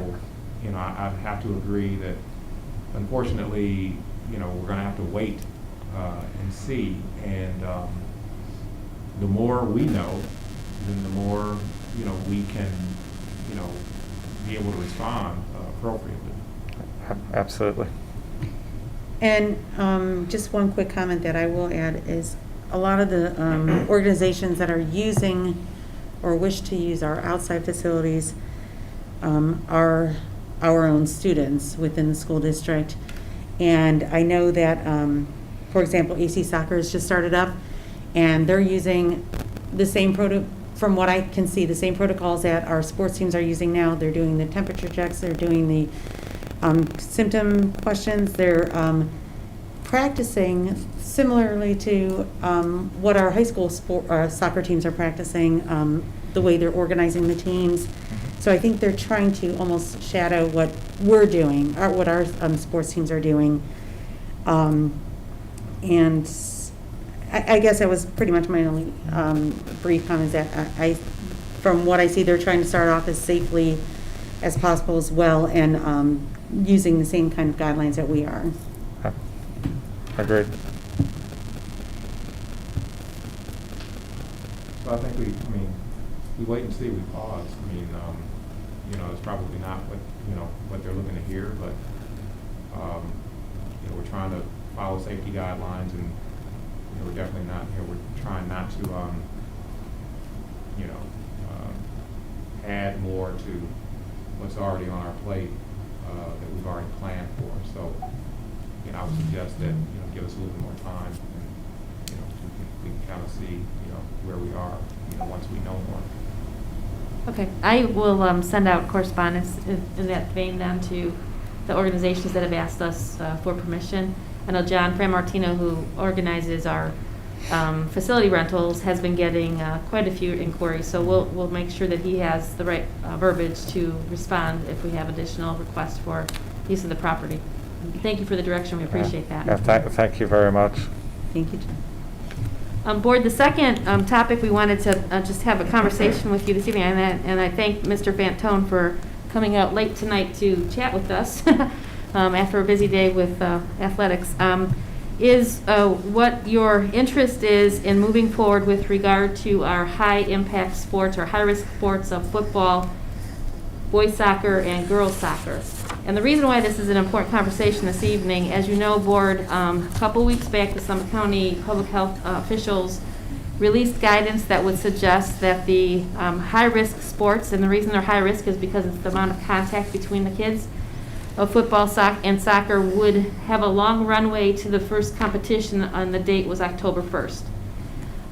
So we set the course. We were going along that path, and then yesterday, Governor DeWine and Lieutenant Governor Husted had a conversation that would suggest that sports can begin immediately. And so now we have some concern about what to do for our students. Obviously, the health and safety of our kids and of the advisors and coaches that support them it has to be at the center of all of this. But our parents are curious. They want to know, are we going to stay the course with regard to the Summit County recommendation? And it is a recommendation, it's not an order. Or do we switch gears and begin to prepare students to compete sooner than October 1st? I do want to again say that this afternoon in a call with Commissioner Skoda, what she said in the call to the Summit County superintendents was they have not seen the latest order from the governor's office, nor have we. And so when asked the question, are you going to change your recommendation from October 1st to something else? She said, highly unlikely, but I haven't seen the order. So that's what we heard late this afternoon. So what I asked Brian to do today is to talk to Coach Garber, Coach Lally, and Coach Bell, the varsity coaches of our three big teams here, to sort of discern their mindset of what they think they can and can't do or should and shouldn't do. They've been with our kids since middle of June and have done a great job in following protocols. I can't tell you how proud I am of the coaching staff, of Brian, and of the students, student athletes. They're doing exactly the right stuff, as well as our band program and Mr. Bonnets. So, Brian, can you just add perspective to the conversation? You and I have talked so much about this. It's almost a lot, but important that you provide for the board what your coaches are seeing with regard to this topic. Sure, absolutely, and thank you guys very much for having me on late notice here tonight. And I just want to echo what Mrs. Powers said. The first thing I want to say tonight is just how much, pride I have in what we've done since June 15th. I mean, all of our athletes, our band members who've been on campus, our coaches, have done everything we've asked them to do. And I cannot thank our student athletes, our coaches, the administrators, and Trainer Mike especially for the time and extra effort that they put into making sure that our kids have had conditioning this summer and been given the opportunity to somewhat stay the course so that if we do have to pivot quickly, we're in an area that we're able to do that. And nothing but commendation for everybody who's been involved in what we've done since June 15th. So obviously, as Mrs. Powers said, we have our high contact sports of soccer and football that we're still kind of in a pause pattern with right now. And I think I've talked to those three coaches more than I've talked to my wife this summer in regards to where we're at and where we're going with things. And I was with them multiple times today on virtual meetings. Coach Lally was actually dropping his daughter off at college today, and he still took the time multiple times to get on the phone and have meetings about it. Our coaches are prepared to pivot at any point. They believe that the kids have followed the guidelines that we put in front of them, and they followed the protocols, and they truly believe that they are ready, if we as a district choose to go that route, to be prepared to play. And we got into specifics with each sport today, and if you don't mind me talking about the specifics, I'll start with boys soccer. In a scenario where we would say we're ready to move forward with high contact sports and not wait until October 1st, our boys soccer team could potentially play their first game as early as next Saturday night, the 29th, in our stadium against East Lake North. Coach Lally is fully in support of that if that's the route we choose to go. He believes our kids would be ready for that. I believe our kids would be ready for that. I have no reason to think that they would not as far as the athletic piece is concerned. If we choose to go that route and we look at our first game being Saturday, August 29th, our boys soccer team, if we complete our season, would play a full schedule, including the state tournament. So they would get a full season in. We would have 2 games that were canceled prior to August 29th by the opposing schools, not by us. We had Solon, which would have been this Friday night. Solon has not gone back to any sports at this point. And they also were scheduled to play St. Ignatius next week, and St. Ignatius is on a pause with sports until September 8th. So we'd have a 14-game regular season plus a state tournament plus the ability to make up 2 games down the road if we can do so. In regards to girls soccer, Coach Garber and the girls soccer program believes that it's feasible for our first game to take place next Thursday night. It was originally scheduled for next Wednesday night, the 26th, home against Nordonia. I've already worked with Nordonia's athletic director, Rob Eckenrode, today to move that game to Thursday just to give us one more day. It would be in our stadium. It would give the girls soccer team a full schedule minus their Solon game, just like the boys, that could be made up down the road, plus the state tournament. So a 15-game regular season plus the state tournament. Coach Bell and I had multiple conversations today, and I'm sure many people are aware that what we've been doing with our football athletes since June, we've been progressing through phase 1, phase 2, phase 3 as far as what they're doing. We have yet to put our kids in helmets and shoulder pads to this point. We haven't allowed contact or tackling or anything like that. Because of that, and because of the fact that we want to, if we choose to go before October 1st, we still believe that we have to do it the safest way possible. We collectively, him and I, believe that our first real opportunity at a Friday night football game would be Friday, September 11th. And by starting on Friday, September 11th, our league commissioner has kind of broken the football conference into 2 groups this year. The teams that are starting normal on August 28th, and then the teams that are starting a little later because they might be a Summit County school or a Portage County school. And we would be in that second group. And we've built a whole new football schedule that could potentially start on September 11th. That football schedule would go all the way through Friday, November 13th. It would give us a 9-game regular season, and it would guarantee us a state playoff game on Friday, October 9th, because the OHSAA is allowing all teams to play in the state playoffs with an opening round playoff week of October 9th. And as teams lose their playoff game, they are then allowed to add games back at the end of their season, and they can play all the way through November 13th. So our football kids, by starting September 11th, would get 10 total games at least at this point, which is a complete regular season in every other year. And again, why are we waiting on football compared to soccer? Because we need our kids to have time to acclimate to pads and helmets and tackling, and we need to do it the right way. And I appreciate the conversation with the coaches. Again, I've said this to Mrs. Powers yesterday. I feel like in our community, we've had a ton of support with what we're doing with athletics this summer. I hear other athletic directors talk about protests and people just being upset, and I really feel like people in this community and our administration has been so supportive of understanding why we're doing what we're doing and at the pace that we're doing it. And so I appreciate everybody who's played a part in this and even entertaining this conversation tonight, because at the end of the day, we all want to give our kids as many positive opportunities as we can, but we have to do it the safe way, and we have to do it the correct way. And I think we've got an outline here that could certainly work for our district if that's the route that we choose to go. So the question at hand here, and the one that Brian and I really struggled with, is the October 1st order from the Summit County Public Health, not order, recommendation from the Summit County Public Health Department. Some of my colleagues, and what Brian is mentioning is true, it has been a tough summer in some other districts with how some parents have been very concerned about how athletics has moved forward and how it has been so regimented. we haven't had that in our community. Our parents have been awesome in supporting what we had to get done in order to provide opportunities for our students, and we appreciate that. But having said that, we have Suburban League schools now in various places as far as are they waiting for October 1st? Are they not waiting for October 1st? Do we go around the recommendation from Summit County Public Health? The one piece that I want to share with the board, my one anxiety, and Brian and I have talked about this earlier, and my husband and I talked about this at great length earlier this evening, and that is the liability if a student, athlete, or a coach were to become ill and something significant happens to them, and if there were legal action taken, does the board understand that there's some liability here? So House Bill, I believe 606, will talk about sovereign immunity. It's not here yet.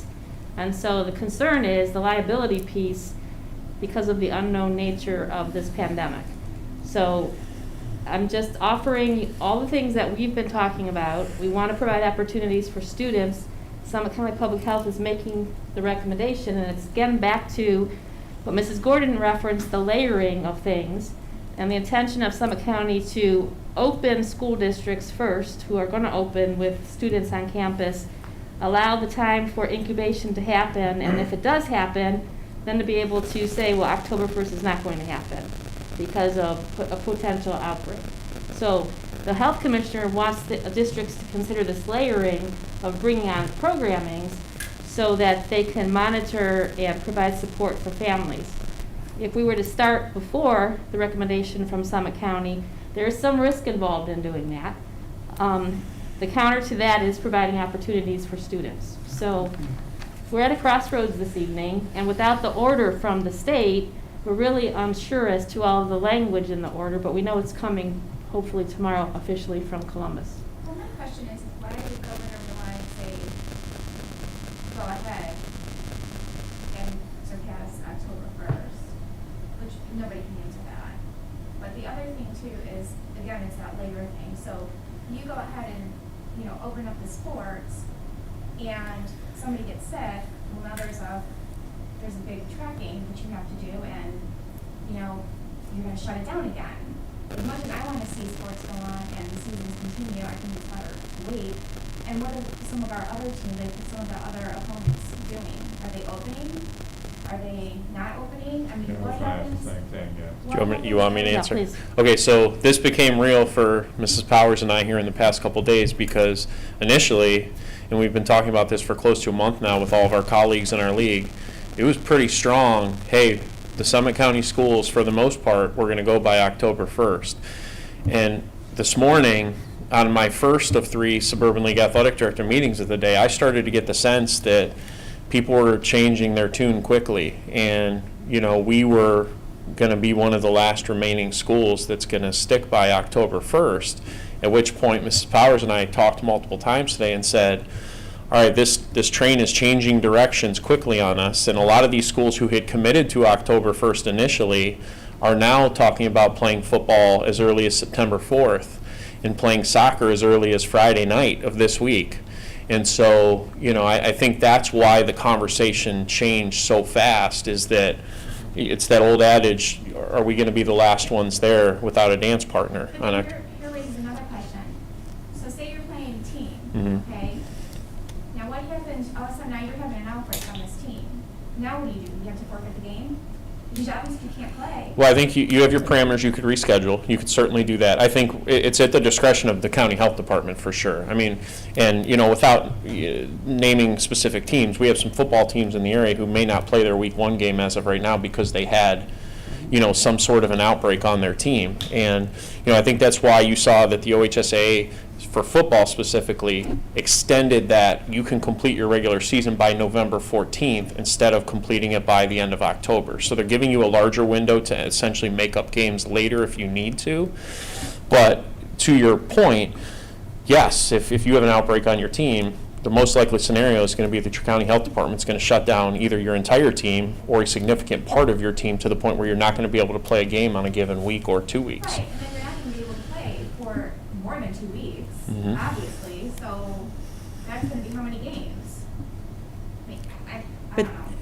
also, we could be in that same situation starting October 1st. Sure. Well, Yeah, well, right. whether we start now or October Sure. 1st, that situation is a possibility. And for those of us who don't, I would like, if you could, to explain sovereign immunity when it comes to health, because some of us understand when it comes to state vehicles, school vehicles, when it comes to just on one side, but sovereign immunity regarding health. So I'm going to ask Mr. Welker to come back because he's all things insurance. Thanks, Mr. Welker. We're talking about sovereign immunity, Chad, and as it relates to liability and in this pandemic. You've been very close in your conversation with the providers. So can you answer Mrs. Davis's question? I want to make sure that we get this right. With regard to sovereign immunity, right now we don't have it. Right.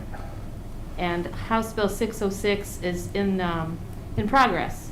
And we had hoped that there would be some protection, and there is some protection under the law, but not enough to make me feel comfortable that we wouldn't potentially be challenged if we have a situation happen.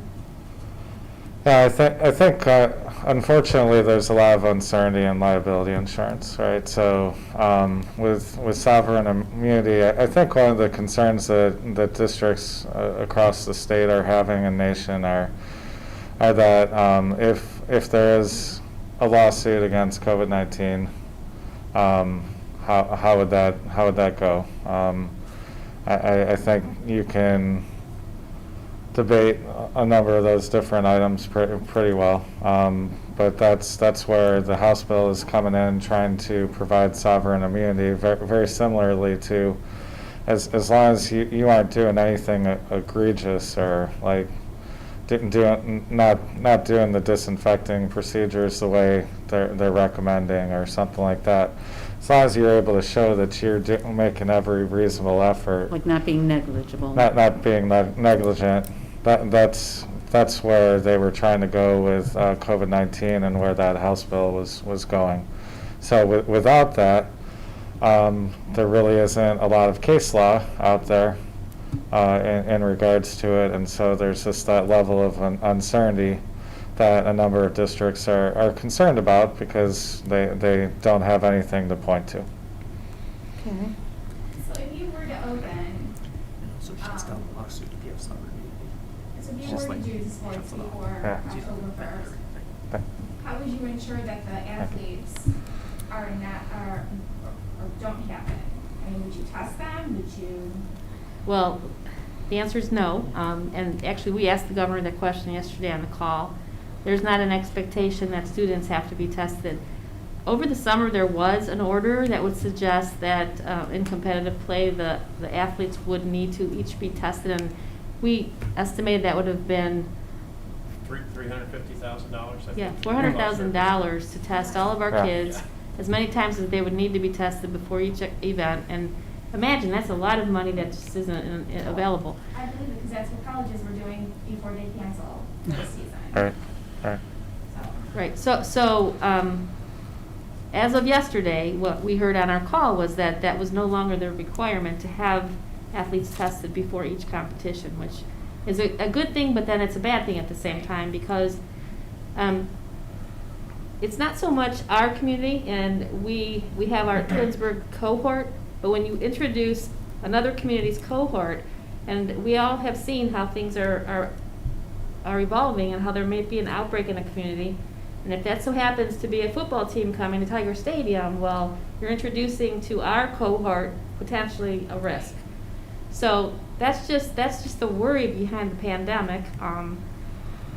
But like you said, Mrs. Davis, it's, if we move it up, it might be sooner rather than later. It's about providing opportunities for students, and maybe everybody's going to do what they need to do, and we can move forward and have a successful fall sports season. But it's going to take everybody doing what they need to do, from the students all the way through their family members, to ensure that we're going to be okay. What would you do about spectators and concessions?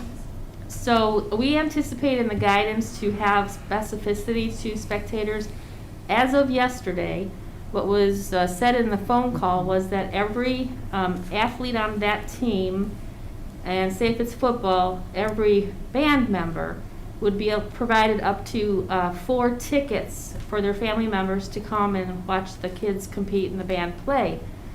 Brian and I talked earlier today, we're wondering in the guidance if there's going to be a requirement of 6-foot distance between these family groups of 4. Our stadium is not that large. And so what we're going to have to determine is, can we do the 4, or is it less than 4? And that's going to be a problem for a big family, obviously, or a family who has potentially maybe a divorce. And so this is going to be an interesting predicament. With regard to the concession stand sales and that, what the governor said yesterday is that they would be required to follow the same protocols that restaurants and bars are following now. I'm not exactly sure what that means, so we will have to take a look at what the guidance is for those particular things and then help our band boosters and our athletic boosters understand what the compliance requirements would be for either of those 2 groups. So there's a lot here, and a lot to prepare for the upcoming season. Mrs. Gordon is speaking. Yeah, Mrs. Powers, this is not an all or nothing decision, right? So as far as I'm understanding it, we have till October 1st to pivot. So, we're being asked, and I understand the urgency and excitement, but to make a call before the Board of Health even has seen the directive. But they might have a totally different stance in 5 days, correct? What Commissioner Scotus said is that she was not expecting to change her recommendation, but she hadn't seen the order yet. So, Okay. inconclusive as far as her comment goes. Yeah, it just feels to me, I come back to the layering. I mean, that's my position. I was using the word layering, but just, this is another variable. If we open up right away without getting a little bit more guidance, we have opened up another variable that may prevent us from opening schools on September 8th. But at the same point, there may be some opening possibilities that we get from the Board of Health, the guidance changing.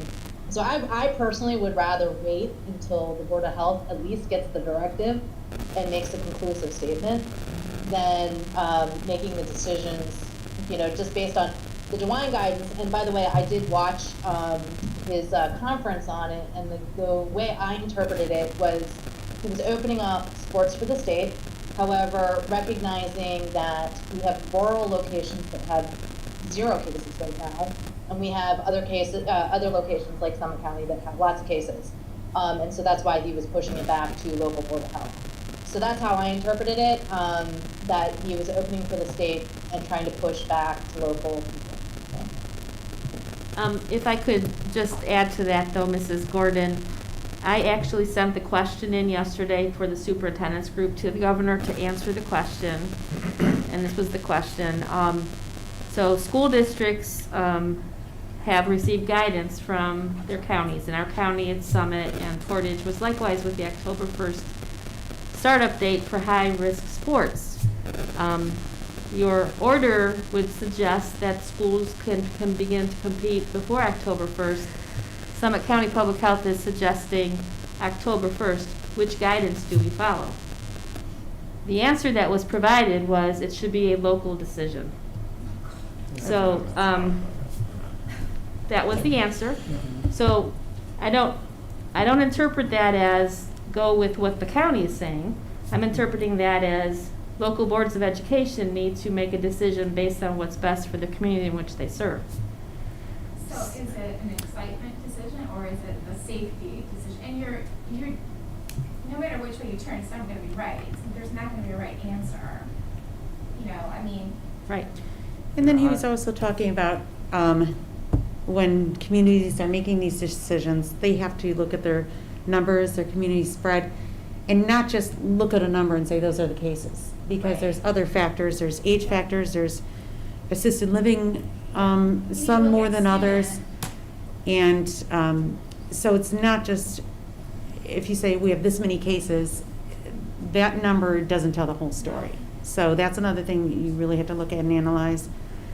And some of the things I heard from the governor yesterday while I was listening on lunch is that, leaving it up to the districts, another thing he said is that if they're not participating in sports, they're going to be doing something to fill their time, gathering with other kids, maybe more unsafely than if they were under the guidance of their coach in a sports team or something. So it's a tough call, and these parents who are making the decisions for their students to be practicing right now, and I'm one of them,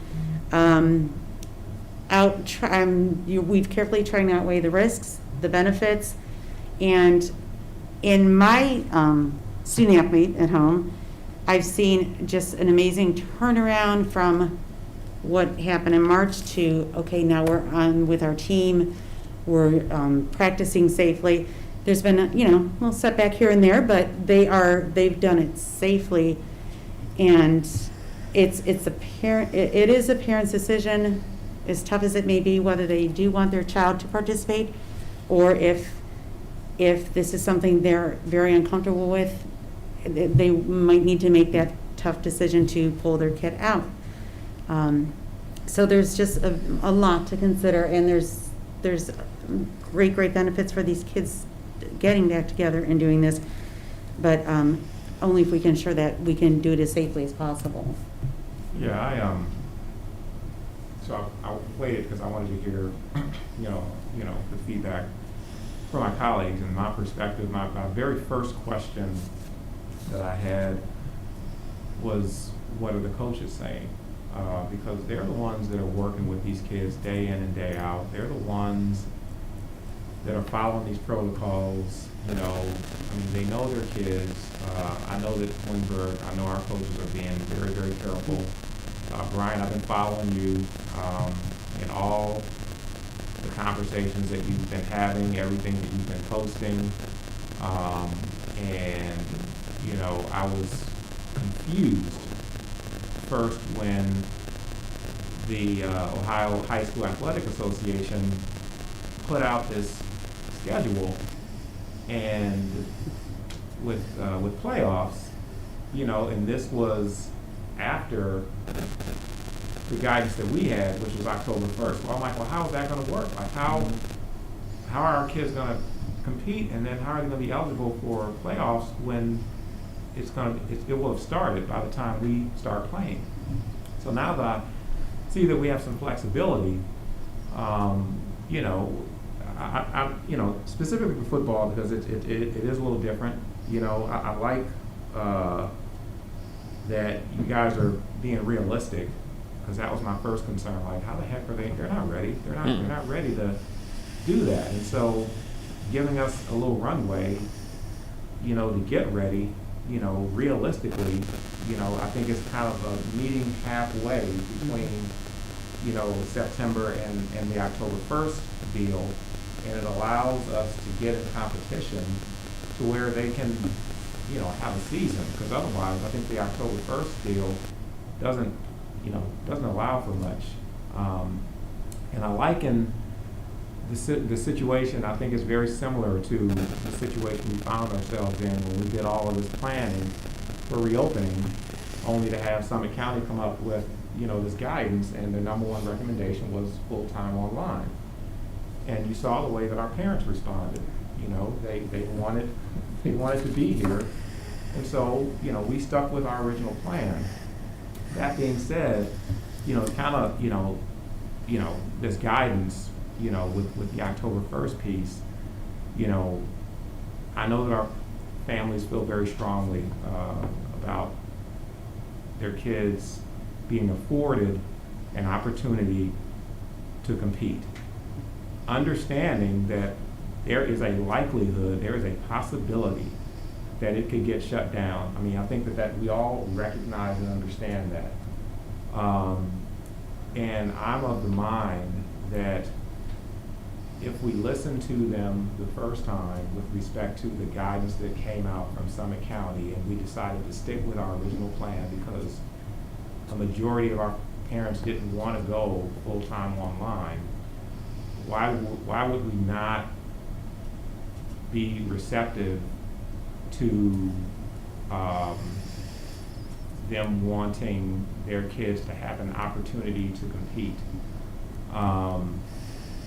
And I place a lot of trust in you, Brian, and also your coaching staff, because if they were absolute and no, we can't do this, we're not ready, we've been working with these kids all summer and we don't feel comfortable, that's not what I'm hearing, then I think that the recommendations, and the timelines that they've recommended, I would be comfortable with that, And then in this day and age, I mean, there's risk involved. There's risk involved with our kids coming back to school. I mean, as Tina pointed out, there's risk even if we start, October 1. So it's just a matter of what we do to manage that risk and mitigate things to the extent that we can. And I think that they've been doing that all summer. So there are a lot of variables in play here, and I get that. I'm just of the mind that we have a contingency of families that have been very, very supportive. They're not picketing, they're not demonstrating like we see in other places. They've been very understanding with the protocols that we put in place and the phases that we've had to go through. We didn't put our foot on the gas pedal and just, move along. We followed the rules. So I think we have an opportunity to play more games and be involved in postseason. And I think we should seriously consider that. So that's. Mrs. Powers, I feel like you're getting conflicting guidance right now. So I think, can I propose that we wait until the governor's order at least comes and review that? Can I make a motion?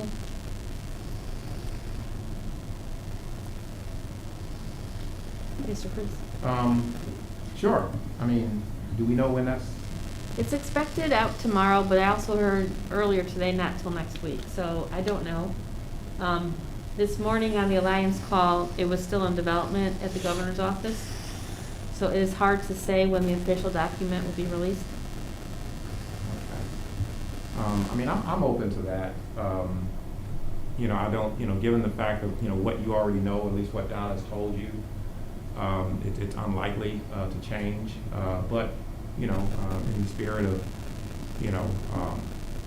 being open to to that recommendation, I don't have a problem with that. I mean, it's coming. We know that. I just don't want we don't want to lose much in the way of preparedness, if you will. So that's my only caveat with that. So moving forward then, board, and I don't mean to belabor this, but when the state receives the order from the governor's office, what is the intention of the board? Does the board desire to meet again in a special meeting to discuss this in greater length? Because I think we have students that need to know what's happening with their season, maybe next week. So what would you suggest that we do? Well, obviously, I mean, we can't, make this decision, not in a public way, or at least give the necessary feedback to move forward. I'm open to, providing you feedback in other means. I don't want to say anything unilaterally. I'm open. We have been able to give feedback in such a way to where you're able to have the guidance that you need to move forward. So I'm open. I think you probably should wait until you hear from the governor. Yeah, and I'm saying we should do that. Yeah. So what she's saying is, do we need to schedule another meeting I don't think so. to have another Well, I conversation? have to say, I think that's up to your comfort level, Mrs. Powers. If you'd like to put this to a vote, then feel free to put it to a special meeting. Otherwise, I think we can talk about it when the governor's orders come out. I'm just sure your guys will have guidelines put in place, though, once the season officially starts and how things are going to be managed. Right, and I know the athletic directors have been talking nonstop about what this potentially might mean and already putting to place some plans, right, Brian? Yeah, I mean, and I think for clarity here, I think it's important to discuss, or just so that you guys are all aware, what would change in these sports compared to what we're currently doing. And essentially, if you're looking at soccer, take football out of the equation, you're looking at soccer, really all we would be doing with soccer now is playing other teams. Nothing else would change compared to what we're doing on a day-to-day basis with our kids. We've been practicing their intra-squad scrimmaging each other, not other schools yet, but the piece that would be added to soccer is now we're playing another school. And we're adding, whatever the protocol is with spectators, we're adding that number of spectators or that percentage of spectators back to the stands. So with soccer, we will be making very small changes, where in football, we'd be putting helmets on, we'd be putting shoulder pads on, we'd be going through full contact practice. We would potentially work in a scrimmage before we played a real game on September 11th so that our kids are not hitting another kid for the first time on September 11th versus their teammate, So it's a little more intense with football, and with soccer it'd be a very minimal change if we started to play games. And then all the other sports are in full go? Yeah, and I actually had written that down if you don't mind me talking about it. Because kudos to these sports and these coaches because they're just doing a phenomenal job here through the first few weeks. We have boys and girls golf, we have girls tennis, we have both middle school and high school cross country that will be running a full schedule this year, dual meets only, and they'll be getting away from their traditional Saturday invitational schedule that they're used to. And both high school and middle school volleyball at this point will also play full seasons. And so, they're all up and running at this point. They are, in a situation in which they have a full season schedule ahead of them that could be completed if we're fortunate to get through the season without having outbreaks and having to shut things down. And, obviously the way that football goes here is the way that cheerleading will go as well, with when they're going to officially hold their tryouts and pick teams and then be ready to cheer at the first set of football games, whatever that week looks like. But those sports that I just mentioned are in every day, they're competing, they're practicing. Volleyball will have their first scrimmage on Friday, so they are, preparing to start their regular season next Thursday. So everything else is up and running at this point, and everybody's doing a great job. These kids are showing up in mass every day. They're going through the questions and the temperature screenings, and they're hand sanitizing like crazy. They're just doing a great job, and our coaches are being outstanding role models through all of this. And if I may make just one maybe outside the box suggestion, and I saw it come in somewhere, and it's been in the back of my mind since the kids have started practicing in the summer. I know for the senior athletes that senior night is a very intense, special, it's been a big build-up for them throughout their high school years for, leading up to this senior year of their sports. Considerations for doing that very early in season one? So that was one of our topics in our head coach meeting this morning. Awesome. We all talked about that already, so we are fully. I assumed, but yeah, I just. I think we saw what happened in the spring, and the fact that those kids lost that opportunity their spring senior season to not be able to walk on a senior night, and so it may not look normal this year with the fall, and they may be doing it at their first home game versus their last, but they got the opportunity to be recognized on a senior night with their parents. So the coaches and I are working through that and picking dates and all that good stuff. But I think our biggest task right now is, do we have a set game schedule for everybody that we can then go through and say, okay, our football senior night's going to be September 18th or whatever that looks like. So it's a great idea. I love it. So we'll wait, get guidance. If I can just throw one more thing to think through, and Brian and I've talked about this too. The idea of travel came up with our respective groups over the last 2 days, and so there is some consideration from, not us, because we haven't given our opinion yet, but from our suburban league schools, that when our kids travel, football I'm talking about, that the JV boys would not go, and nor would the cheerleaders, nor would the band. Now that's a big decision to make. And there's a lot of things going on with the band right now, and I don't know if that opportunity should be taken away from the students to travel to an away game. But lots of chatter amongst the suburban league school districts about whether or not the band and the cheerleaders should travel to the opposing school campus for football. So don't need an answer today, just know that that is part of the conversation happening. You would virtually cut the marching band season in half again, and is that what you want to, is that a good thing to do, given they've been working all summer too, so, And there may be times it's not our choice where the other school Well, yeah, may 'cause I'm thinking, yeah, not. I was gonna say allow the for same that. thing. There might be circumstances where the district in which we're visiting, that they have a policy in place that they don't allow that.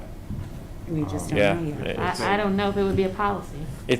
There's a lot of stuff on the table, like Mrs. Power said, and I could tell you Okay. with football, you know, you're used to a 20 to 25-minute halftime. It's going to be a 12-minute halftime this year. I mean, and that's going to happen whether we're playing home or not. And so you've significantly cut down on that time at halftime to be able to showcase 2 marching bands like you typically would. And so there's all those sorts of logistical things that we are getting thrown at us every day that are just piling up, and you know, we have to have the first domino fall before we deal with the next 100 of them. So it's certainly been a challenge, but you know, like I said, everybody internally for us has just really been on the same page and working their tail off to make it happen for our kids. So Yes. Thank Okay. you so much. Yeah, thanks, Brian. I Yeah. appreciate the time you put in and also coming here this evening. I was thrilled to see, you know, I was like, we need to hear from you. yeah, well, my light's usually on in my new office in front of RBC, so you can, when you're driving by, just knock on the window and I'll talk to whoever wants to talk. But thank you very much, Have a seat appreciate down it. there. Thank you, Brian. Thanks. See you tomorrow. Thanks. Okay, we'll move on to item L, executive session. We do have a need for executive session, so the board will enter into executive session at 9:16 to discuss employment and compensation of public employees as per Board of Education Policy 0166A. I'll make the motion to go into executive session. Do I have a second? Second. Second by Mrs. Davis. Mr. Aho, would you please call the roll? Mr. Curtis, Yes. Mrs. Davis, Yes. Mrs. DeFabio, Mrs. Gordon. Yes. Okay. We are now in executive session. I do not anticipate that we will conduct further business when we reconvene.